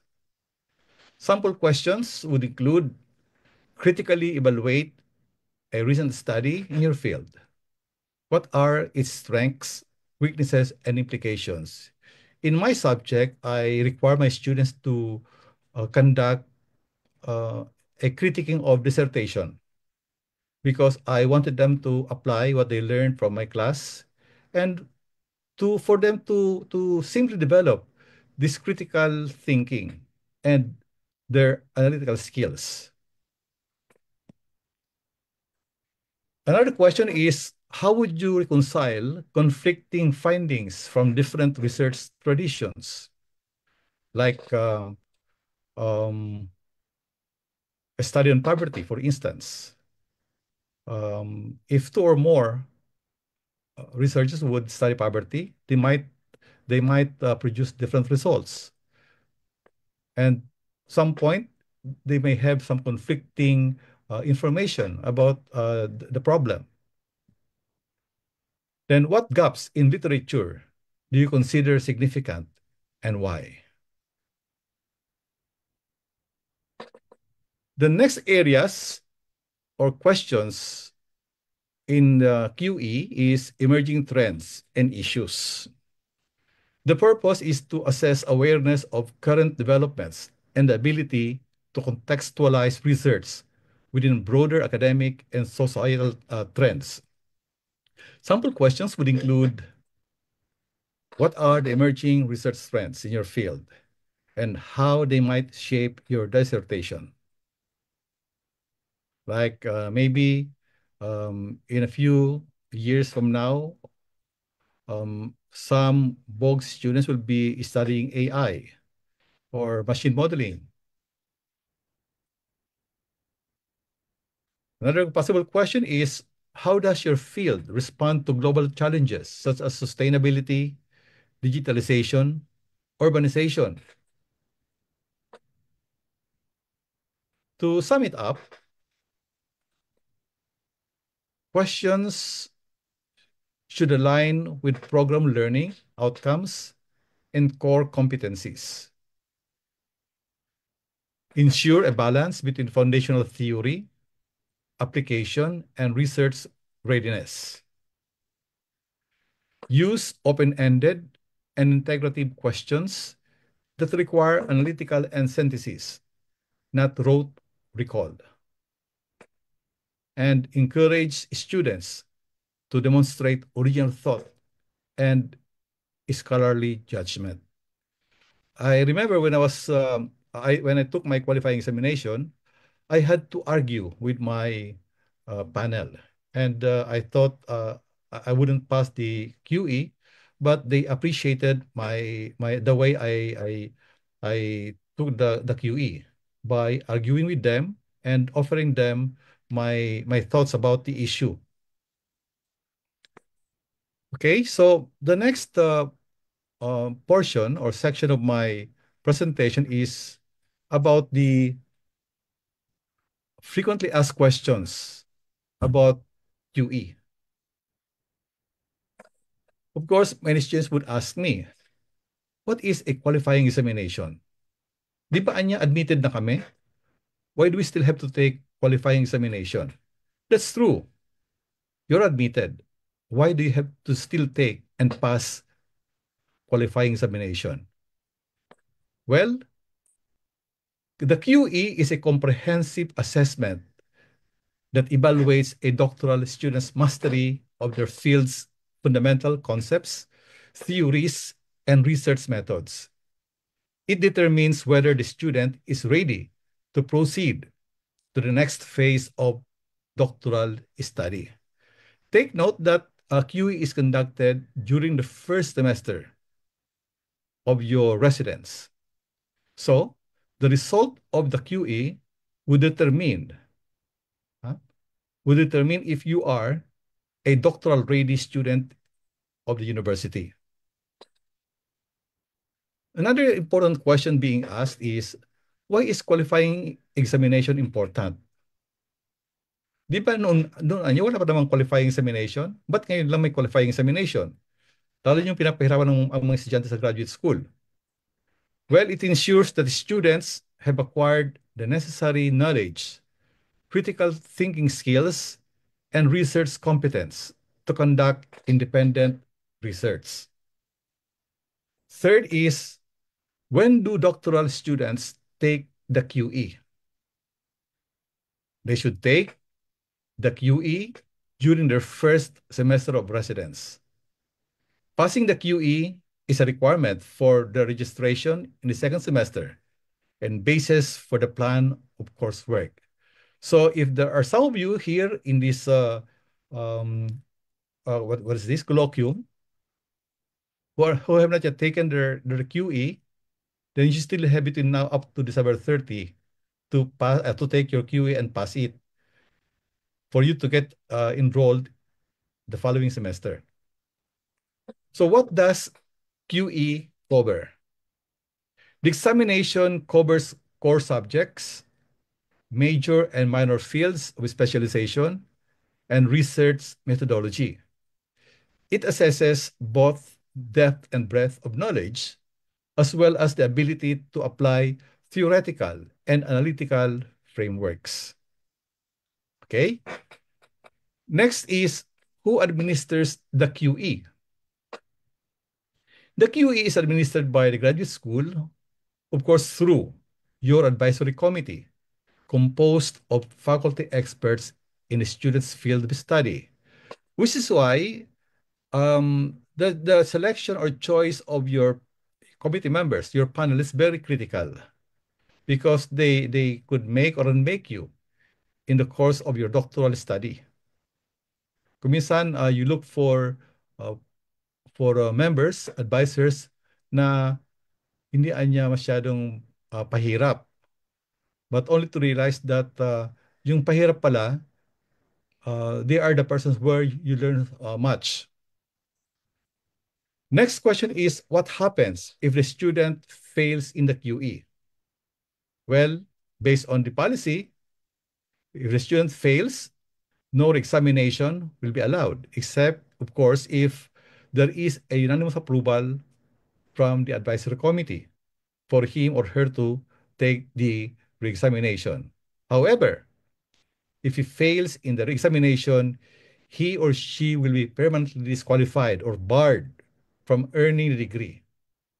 Maybe you might ask, if I didn't pass the QE for EDELM, can I be admitted in the other program like PhD in Educational Foundations? Well, my answer is I don't know, because that is not covered in the graduate school policy. Maybe in some universities, they do that.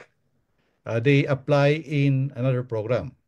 But for BU Graduate School, we don't have yet that policy, if I can recall correctly. Next question is, what is the difference between qualifying examination and comprehensive examination? Okay. The compre exam assesses the student's coursework mastery. Therefore, it is supposed to be administered at the end of the coursework after you have completed successfully all the coursework requirements of your program. Hindi siya nauuna. Okay? While qualifying examination focuses on the student's readiness to process or to proceed to his her doctoral study. Okay? So in other words, first you have to pass your qualifying examination, and if you pass it, you're given the go signal to enroll or finish your coursework, and then there is this compre examination to examine your mastery of the subjects. Next is, what does passing the QE mean to the student? Passing the QE means the student is formally recognized as a doctoral candidate. Sabi kanina, all but dissertation. And then you are authorized to develop and defend a dissertation proposal. Take note, guys, that in the graduate school policy, There's a provision that if you have completed at least 12 units of coursework that includes research, you may now start preparing your research proposal to fast track your completion of a degree. Huwag kayong gagawa ng proposal kung tapos na kayo ng coursework, because you can even start preparing your proposal after you have passed your QE. Okay? Next question is, how should the students prepare for the QE? Of course, you have to review core and major subjects thoroughly. Don't take things for granted.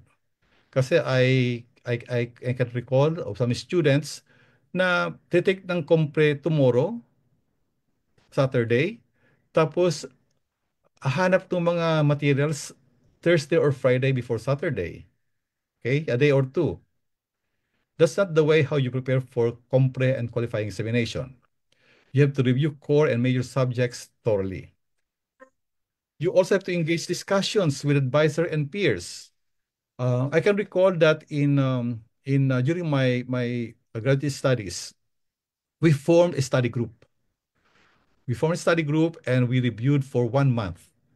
And we assigned topic to each and every one of us in a review group to lead the discussion. I hope BU graduate students could also do the same.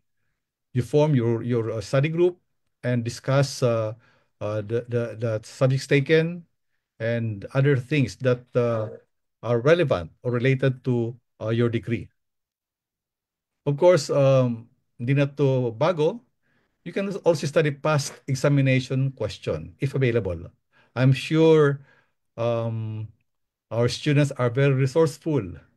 They know what are the type of questions being asked during compre and qualifying examination. So I'm sure they have this pool of questions. So they have to study these past examination questions because that would somehow improve your chances of passing the qualifying examination. And then strengthen your synthesis and analytical skills. It's never too late. Sabi nga ni Irene kanina, hindi siya masyadong magaling na he was not an effective communicator. But through time, because of practice and mentorship from some experts, she was able to develop an effective communication style. So the same could also be true for you guys. You can strengthen your synthesis and analytical skills. And of course, para di mahirapan yung panel nyo, yung committee nyo, you have to prepare a brief resume for distribution to the members of the committee.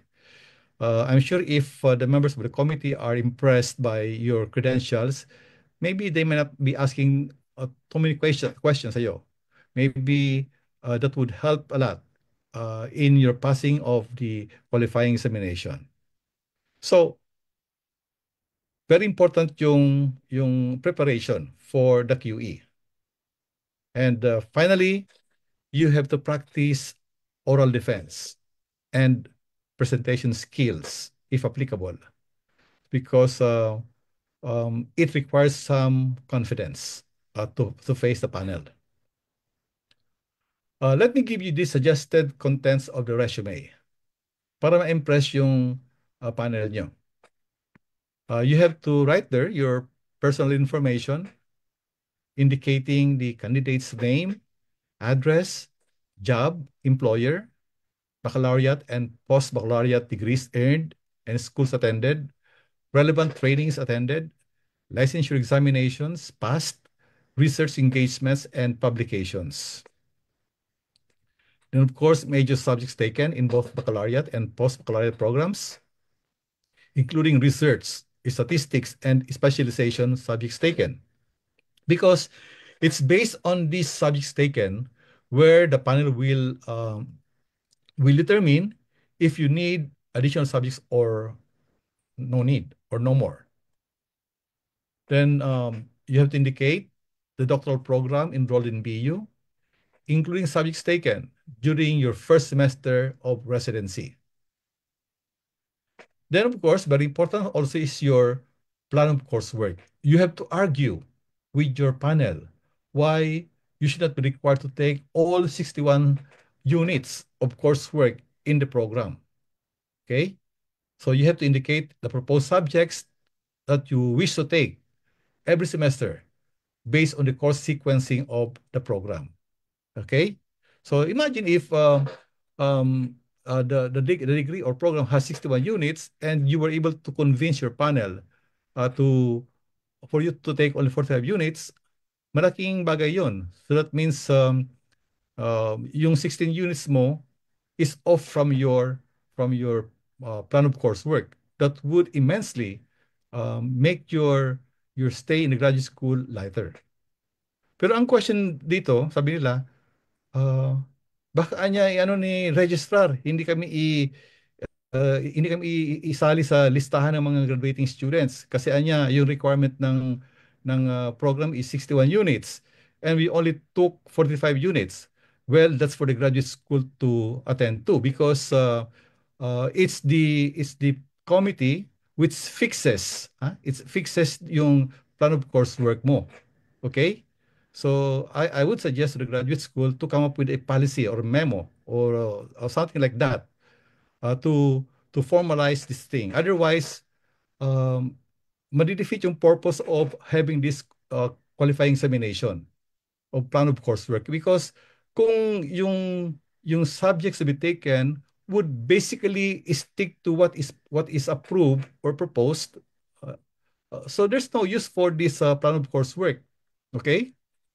Like in my case before, when I took up a PhD in community development, the required plan of coursework is 61 units. But I was able to convince my panel that I should take only a total of 45 units, 12 units of which was dissertation, okay? And the remaining 33 units was academics, okay? But it took me a lot of convincing to do. And of course, you have to write in your resume your proposed dissertation topic and the research methodology to be adopted.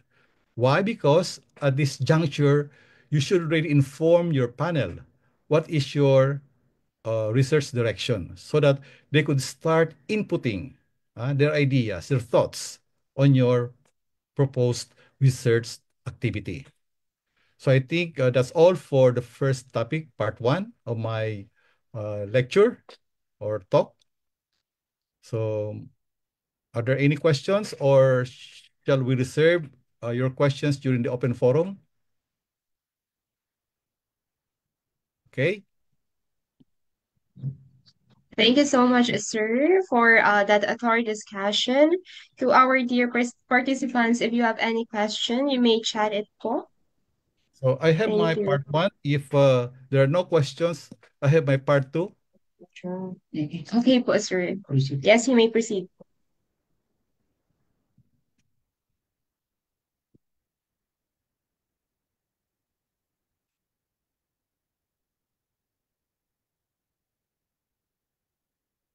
Share.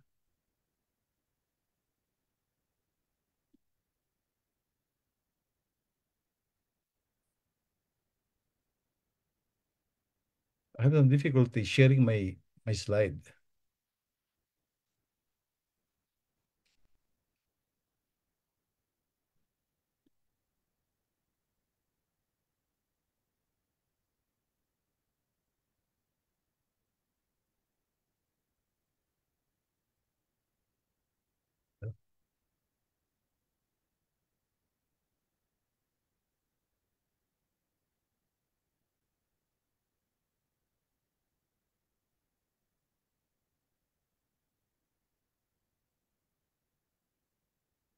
Dali lang ha.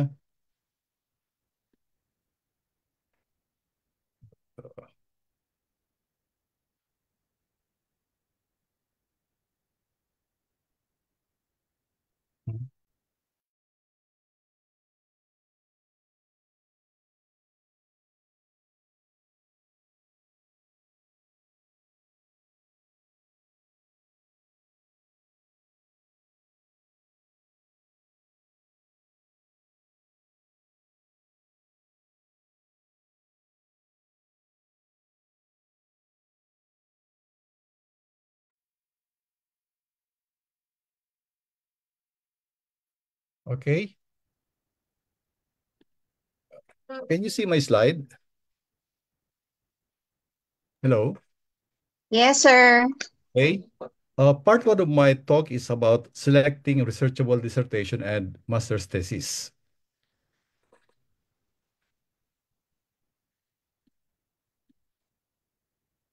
To begin my talk, let me ask the audience if there's a difference between a master's thesis and a doctoral dissertation. Is there a difference? Or the difference is the same? Which is which? Okay, to answer my question, yes, there's a difference between the two. A master's thesis and a doctoral dissertation are different, primarily in the required academic level, scope, and purpose. And also the use of the terminology, which is thesis and dissertation, may vary from country to country. Like, for instance, in Europe, especially in UK, France, and other countries in Western Europe, they use the word thesis for doctoral studies. Okay, whether it's master's or doctoral, they term the doctoral requirement study as thesis.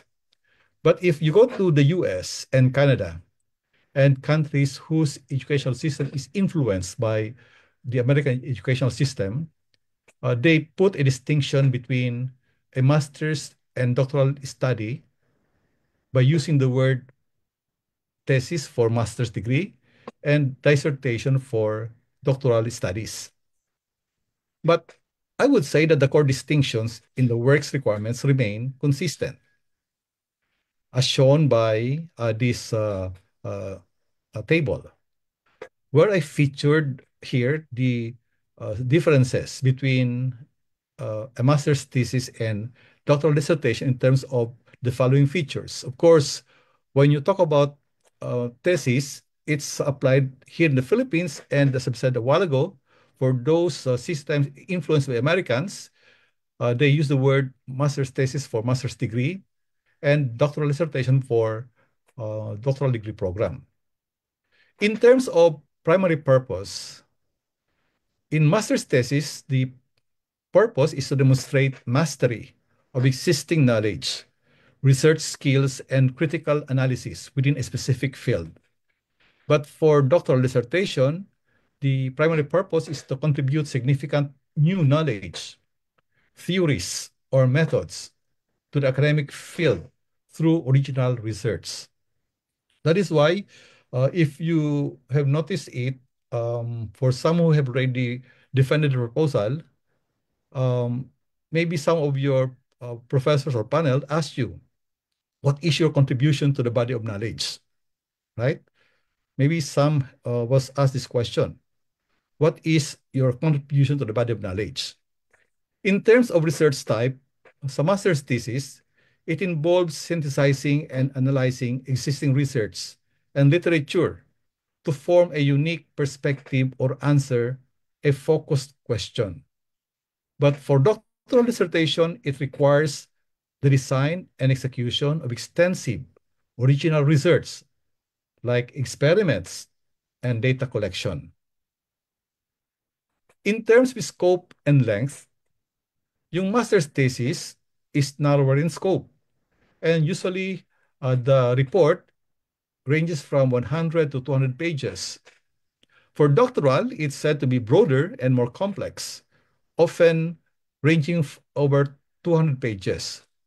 I can recall one colleague of mine in UPLB, si Dr. Buktan, produced a dissertation output na 3 volumes, and each volume consisting of more than 500 pages, such that when he submitted his manuscript to the department, he had to rent a jeepney to transport his manuscripts. In terms of guidance, so master's thesis, it involves often more hands-on guidance and structured supervision from the advisor.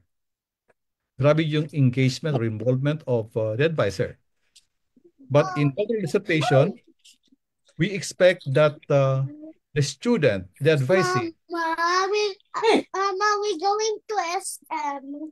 not yet. Okay. Sa doctoral dissertation, we expect a higher level of independence on the part of the advisee. The advisor acts more as a mentor than a direct supervisor. Why? Because we presume that the doctoral student, was already passed this stage in the master's thesis. In terms of methodology, in master's thesis, it's basic or intermediate methods like yung simple t-test or sometimes yung mga thematic analysis. But in doctoral dissertation, it's more advanced, theory-driven, like structural equation modeling, regression analysis, grounded theory, quasi-experiments, and mixed methods. In fact, I would often joke my students that if you want Kako to make your defense more easier, come up with a proposal that would use more advanced statistics analysis. In terms of theoretical framework, in master's thesis, it applies established theories. For doctoral dissertation, it expands, tests, or proposes new frameworks. In terms of originality, the master's thesis, it's low to moderate. But for doctoral dissertation, you're expected to have high originality, which means to say that you must generate new knowledge. Do not recycle new knowledge, but generate new knowledge. In terms of output or contribution, sa doctoral dissertation, you're expected to demonstrate scholarship and innovation. It's about theory building, model development. Okay? And in terms of defense and evaluation focus, sa doctoral dissertation panel evaluates the scholarly merit and impact of the contribution and may require publication or doctoral colloquia. That is why in the CMO number 15 series of 2019, and even in our graduate school policy, doctoral students, before they are allowed to graduate, are required to publish their paper or present their research output in a colloquium. So in essence, a master's thesis is a foundational milestone that proves competence in research and analysis, whereas a doctoral dissertation is the culmination of a PhD program, demonstrating the ability to conduct independent, rigorous research that advances the frontier of human knowledge. So I emphasize rigorous research that advances the frontier of human knowledge. Okay? So dito dapat yung mga Likert scale, testing leadership, using Likert scale should be avoided na siguro. Let's level up sa graduate programs sa doctoral. Now, maybe you might ask, why topic selection matters? Diba, you spend a lot of time thinking what research problem to pursue, what topic to cover for your dissertation. Why is it important? Well, your topic determines the direction of your study. As a matter of fact, you might find it, you know, you might find your first topic not so interesting, that before you even submit your proposal, you entertain the thought of revising it or coming up with a new proposal. Okay? Well, it happened to me when I was doing my PhD proposal. Then, of course, topics matter because it impacts feasibility. When you say feasibility, yung doability, your ability to conduct, implement the thesis, your motivation, and time to completion.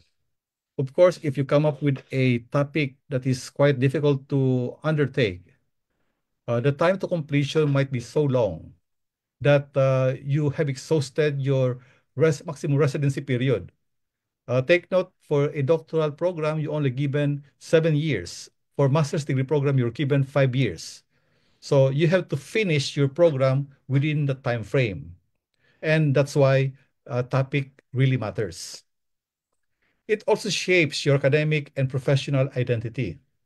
Like for instance, if you have developed that identity or that mastery along certain areas, anything that has to do with that discipline or problem, your name will always be mentioned. Okay? A good topic makes a smoother proposal, data collection, and defense.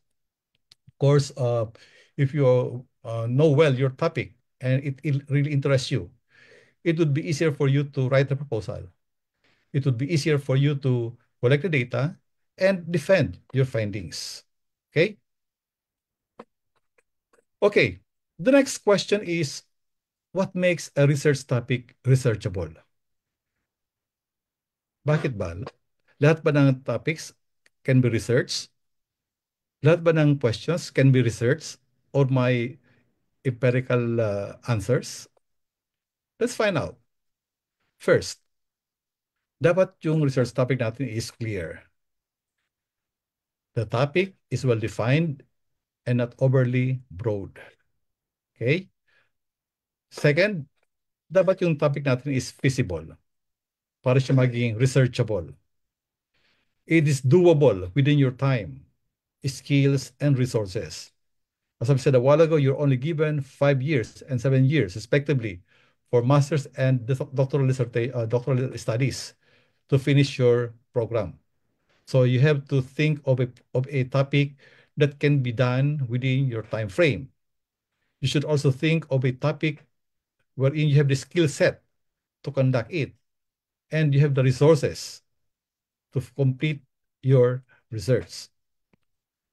Another is that dapat yung topic mo is relevant for it to become researchable.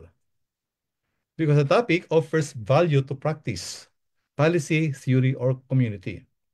Kasi it's not good to produce a result from a topic or research problem na walang utility, na di mo magagamit sa after you produce the output. Okay? Dapat may relevance siya to certain questions or problems. Dapat siya ethical. It protects participants and follows standards. Grounded. Grounded. Meaning to say it's supported by established literature and has good theoretical scaffolding na tinatawag. Good theoretical scaffolding. Okay? These are the common pitfalls in topic selection. First, topics that are too broad. Okay? Topics that are too broad. Example, factors affecting student achievement in the Philippines. Why is this topic too broad? Because there are so many factors that could affect student achievement in the Philippines. Another one, if you cover the entire Philippines, you will be covering millions of students in the Philippines. So it's very broad. So you have to do some filtering or scoping na tinatawag. Another pitfall is topics with no available data, like mental health status of Filipino overseas workers worldwide. As of this date, we don't have a database of mental health status of OFWs. And there is also this privacy issue. And other countries don't keep track of the mental health of OFWs. And it's something that within the domain of data privacy, you will not be allowed to obtain the data because of this principle of privacy. Another one is highly technical topics beyond your skill set, like developing a quantum machine learning algorithm for real-time weather prediction in the Philippines. So which program maybe those enrolled in computer information technology, information system, or what. Maybe they're interested to do this. But right now, we don't have so much technology on quantum machine learning, etc., etc. So that makes it quite difficult to undertake. Then topics with unclear variables or lacking conceptual grounding, like community well-being through better leadership. When you say community well-being, are you referring to economic well-being, spiritual, blah, blah, blah? Okay? Yung mga passion topics na tinatawag without academic basis, like the importance of following your dreams in life as a research topic. Napakahirap gawin niya ng gawan niya ng proposal and conducting it empirically. And lastly, topics that are metaphysical in nature.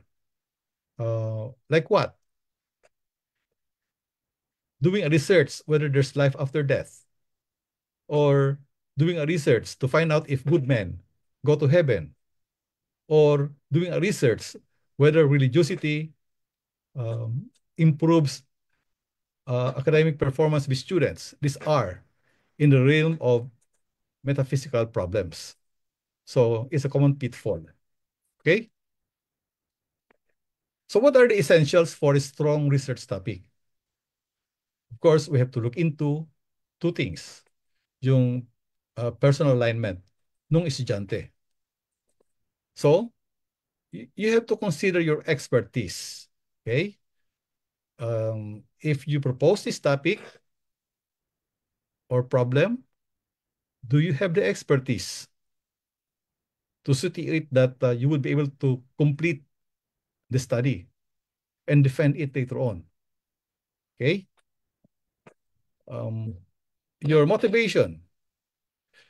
It's difficult to conduct a study where the researcher is not motivated on the problem, because surely he will have a hard time finishing the study. That means you have to be motivated about your problem. You have to be interested. And of course, your long-term career goals. I can recall my advisor before that when she told me that after I finish my dissertation, I should not be stuck up with my topic. I have to reach out for other research problems. But sometimes your dissertation problem would also serve as your take-off point for other researches along that research. For instance, there is one guy who has been visiting me, asking for my insights. He's doing a research about correlates of performance in Bicol University. So we focus muna on a limited scope, but I keep on telling him that maybe after this research, he could expand it to cover all other programs in BU, or perhaps cover other HCIs in the Bicol region, etc., such that before knowing it, siya pala pa-retire na, pero he's been doing the same study over and over again. And in the process, he becomes an expert along that area. On the second level, of course, yung academic alignment nung topic mo. Like, for instance, faculty expertise. So this refers to the panel that you're going to constitute. Do they have the expertise in so far as your research topic is concerned? Baka naman lahat kayo are trying to develop the expertise. Look for someone who has the expertise. Maybe ahead of you of hindi lang several pages. Kasi hindi ba yung one page ahead lang yung panel mo sa'yo. Okay, look for somebody na medyo may kakayahan. Although mahihirapan ka because magaling siya, but for the sake of knowledge and knowledge sake, you have to consider getting that person. Hindi yung idea na ayaw mong mahirapan. Okay? Of course, you have to make sure also that your topic is aligned with the program's research agenda. In BU, we have this R&D agenda already, and we advise our students to consider this R&D agenda of Bicol University in developing their research proposal or topic.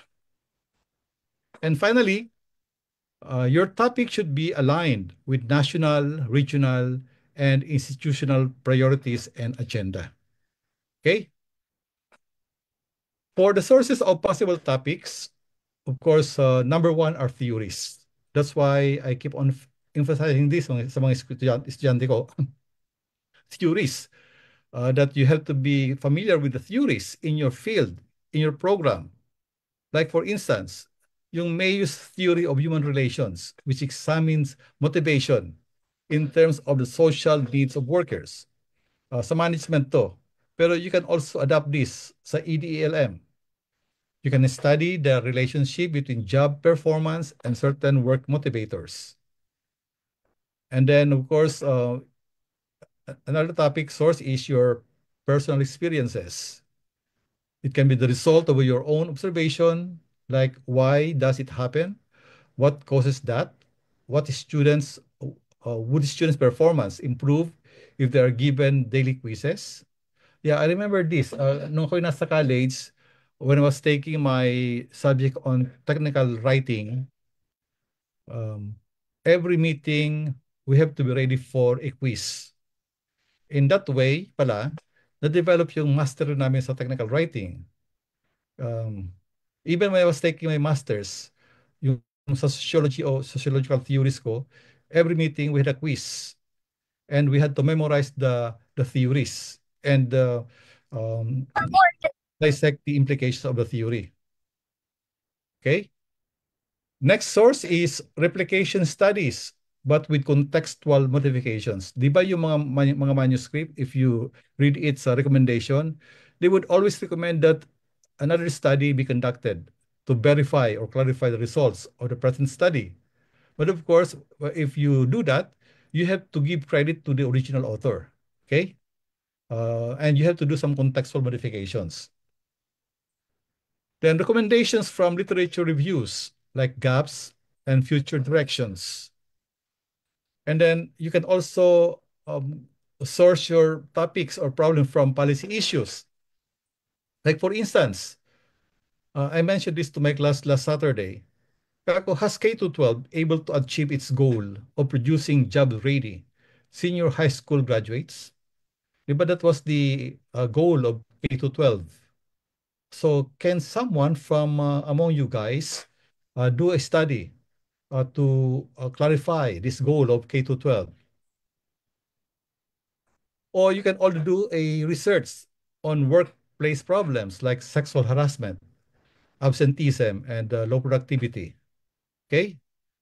And of course, emerging trends and technologies like AI as research tool, yung machine modeling, and so forth and so on.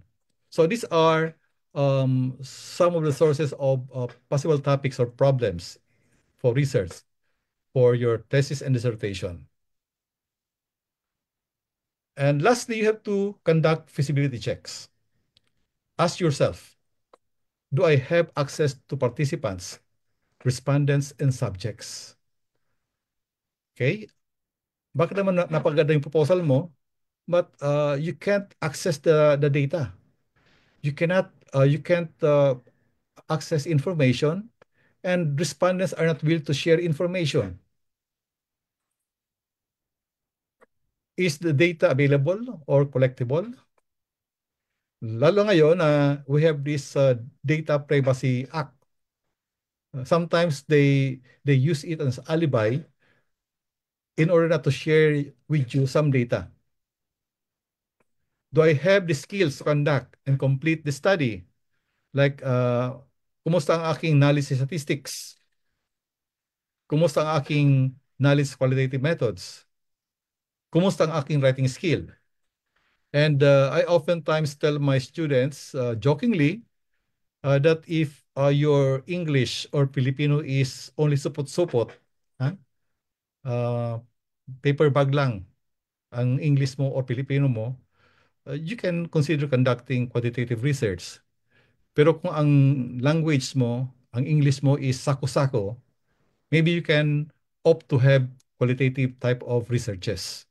Okay? Kasi sa quanti, you let the data tell the story. Sa quali, it takes a lot of narrative to convince your panel, to convince the public. Okay? And then, of course, is the timeline realistic? Don't propose a study that would practically consume your entire residency in the graduate school of 7 years for doctoral students or 5 years for master's students. And then, are there ethical concerns? So you have to list down all these ethical concerns that could back down your study. And of course, very important, are costs manageable? Okay, are cost manageable? Yung pag-conduct ng study. Huwag niyo nang isali dyan yung pagkapakain sa panel. Kasi mas magastos siguro yun. Lalo kung you bring some lechon, ha? etc., etc. It makes the cost of dissertation very expensive. Okay? Then choosing the right methodology. You have two options here, quantitative topics or qualitative topics. For quantitative topics, of course, you have to know yung measurable variables sa quantitative topics. Then, of course, you have to test relationships, determine the differences, and do some regression or prediction. It makes also be structured instruments. For quality topics, you can investigate phenomena, experiences, or processes. Then, of course, it's more after depth, meaning, and context. And it makes use of research methods like interviews, focus groups, and documents. But of course, this one is, I think, the most preferred by most researchers, yung mixed methods, when both depth and measurable relationships are needed. I can recall during my time as a researcher in the university, I presented a research output to Picard people, the higher up. I thought I was able to impress them because we presented the result of a frontier modeling using econometric model.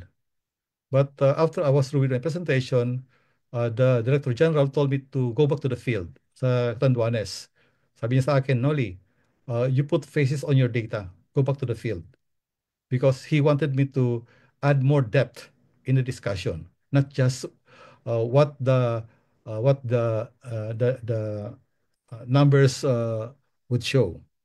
So that's why I like mixed methods because it gives balance between depth and yung quantitative aspects. Now, let me give you sample researchable titles.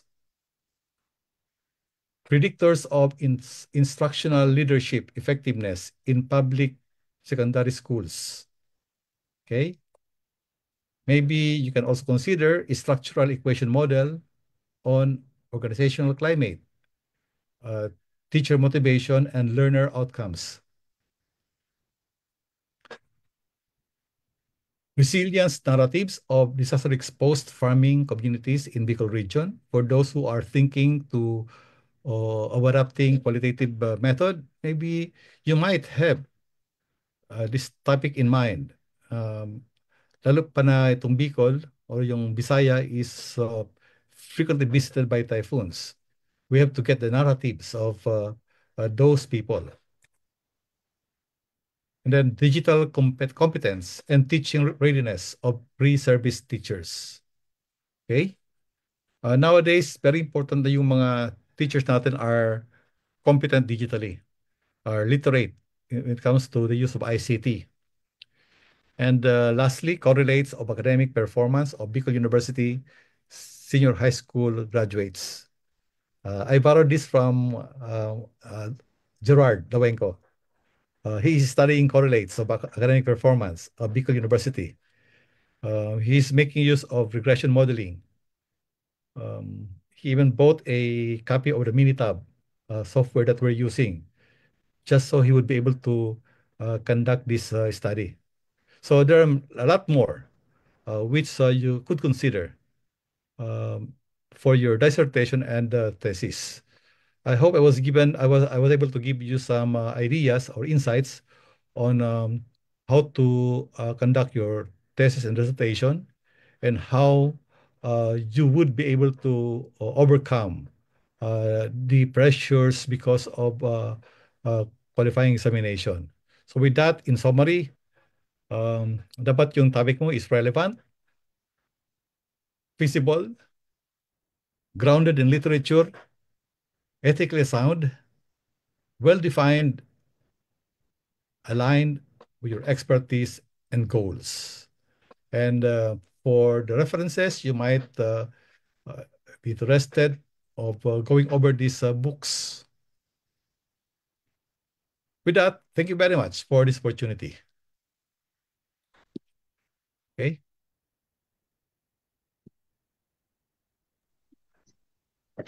Once again, thank you so much, Dr. Arnold from Mascareñas.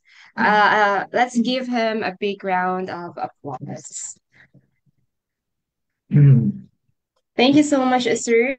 For our participants, maybe you have some questions that you would like to ask, sir.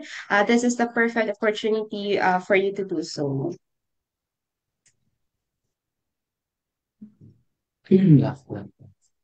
Let's check. Wala 8 for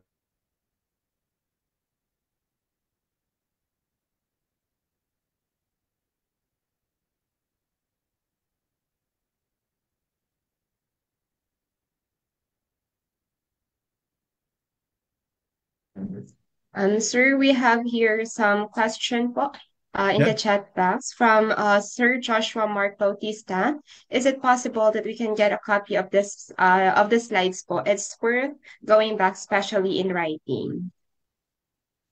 You mean my 2 slides? Yes, yes po, sir. Yeah, sure. Yes, I'll give this to Dr. Roldan Cabiles. Thank you. Thank you po. Any question? To our participants, thank you so much, Dr. Arnold. To our participants, do you have any more questions po? Information pasok.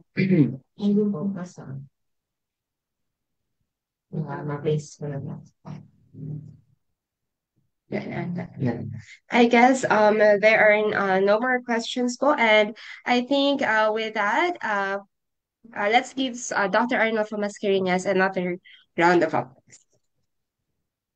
Thank you so much for gracing us your time today, and you will be given the same certificate of appreciation and as well as a token. Once again, thank you po. Okay. You're welcome.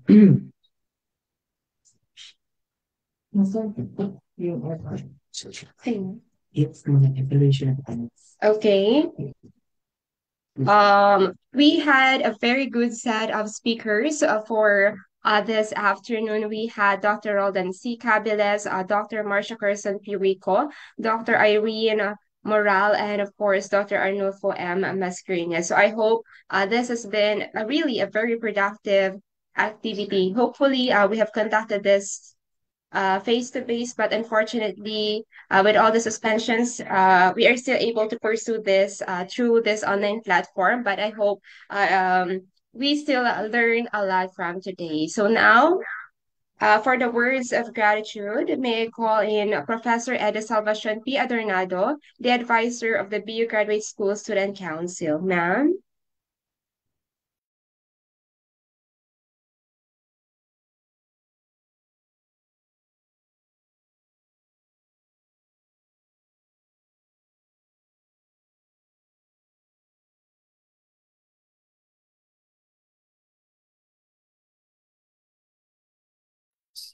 Hello po, audible na po? Yes, ma'am. Okay, wait po. Good afternoon to everyone who are still with us, the 263 participants who are still with us this afternoon. Thank you very much for joining us the whole day, for the whole day of our seminar. May everyone be able to find a deeper meaning on why you are supposed to be taking up your programs or your specializations in graduate school. We do hope that this seminar will enlighten all the students who have participated this afternoon on why they are with Bicol University and what they can do for the community with the help of our Bicol University Graduate School. Also, on behalf of the Graduate School Student Council, we would like to give our utmost appreciation for all the program advisors, our distinguished guests, resource persons, and our supportive students. Thank you very much for joining us this afternoon amidst the rainy and cold weather. And we do hope that in our further endeavors, you would still be able to join us on-site or online. Diyos mabalos tabi sa inyong lugar po. Salamat.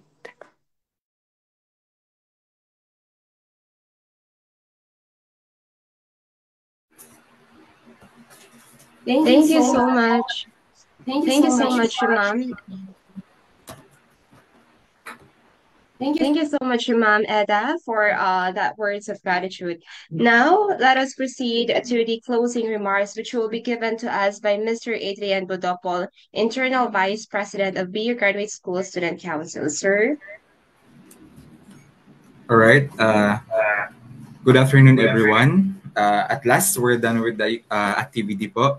So I would like to conclude in today's session po, sharpening the edge, preparing for the comprehensive and qualifying exam. I extend our sincere appreciation to the Bicol University Graduate School Student Council for organizing this meaningful activity.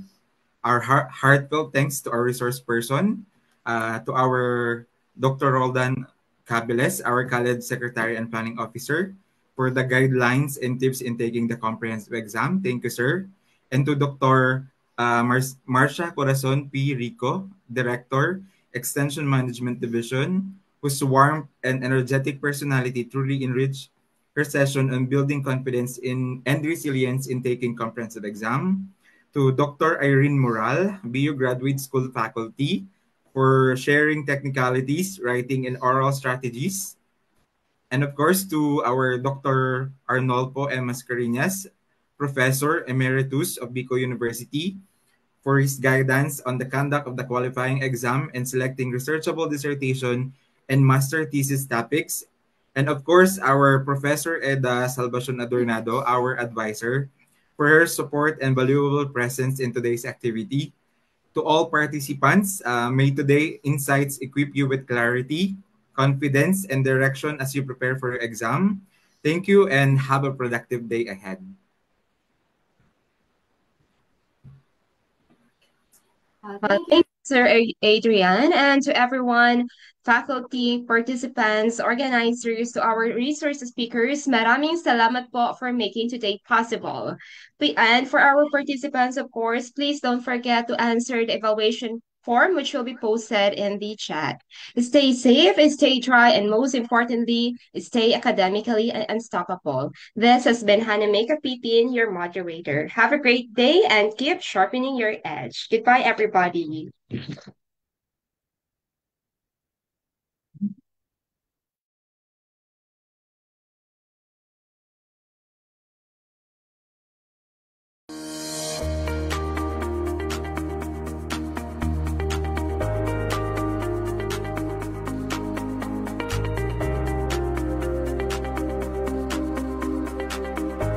Bicol University, or BU, the premier university in the Bicol region, Philippines, is a SUC Level 4 institution by Department of Budget and Management, or DBM standards, established on June 21, 1969, following the passage of Republic Act 5521.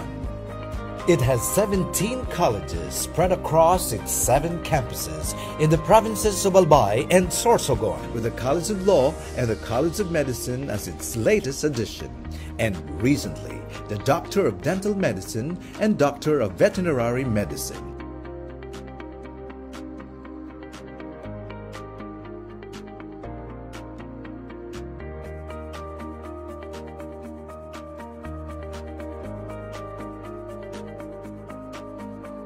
Is rooted in its consistent top-level performance in various licensure examinations, becoming recognized as top-performing school in accountancy, social work, midwifery, nursing, education, engineering.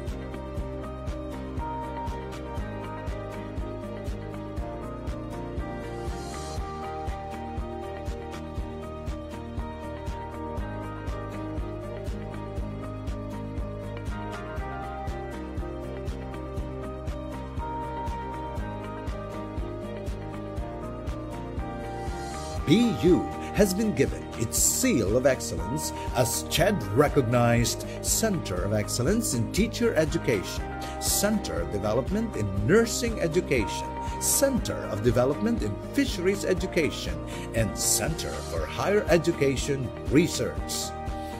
Its commitment toward national thrust and directions and in meeting the needs of its community beyond the university borders is reflected in its programs and projects as base agency for Bicol Consortium for Agriculture, Aquatic, and Natural Resource Research and Development, or BCARD.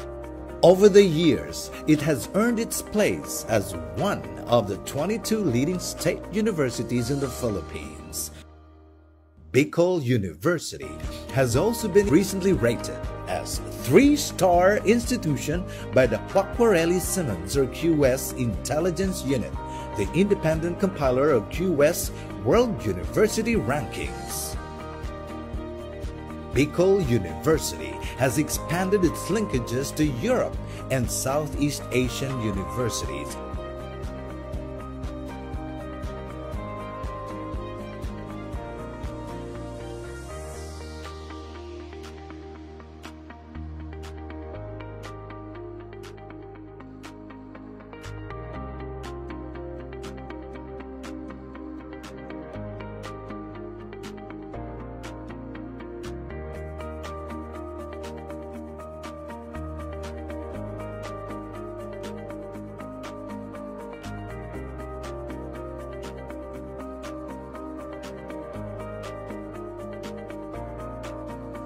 This is Bicol University,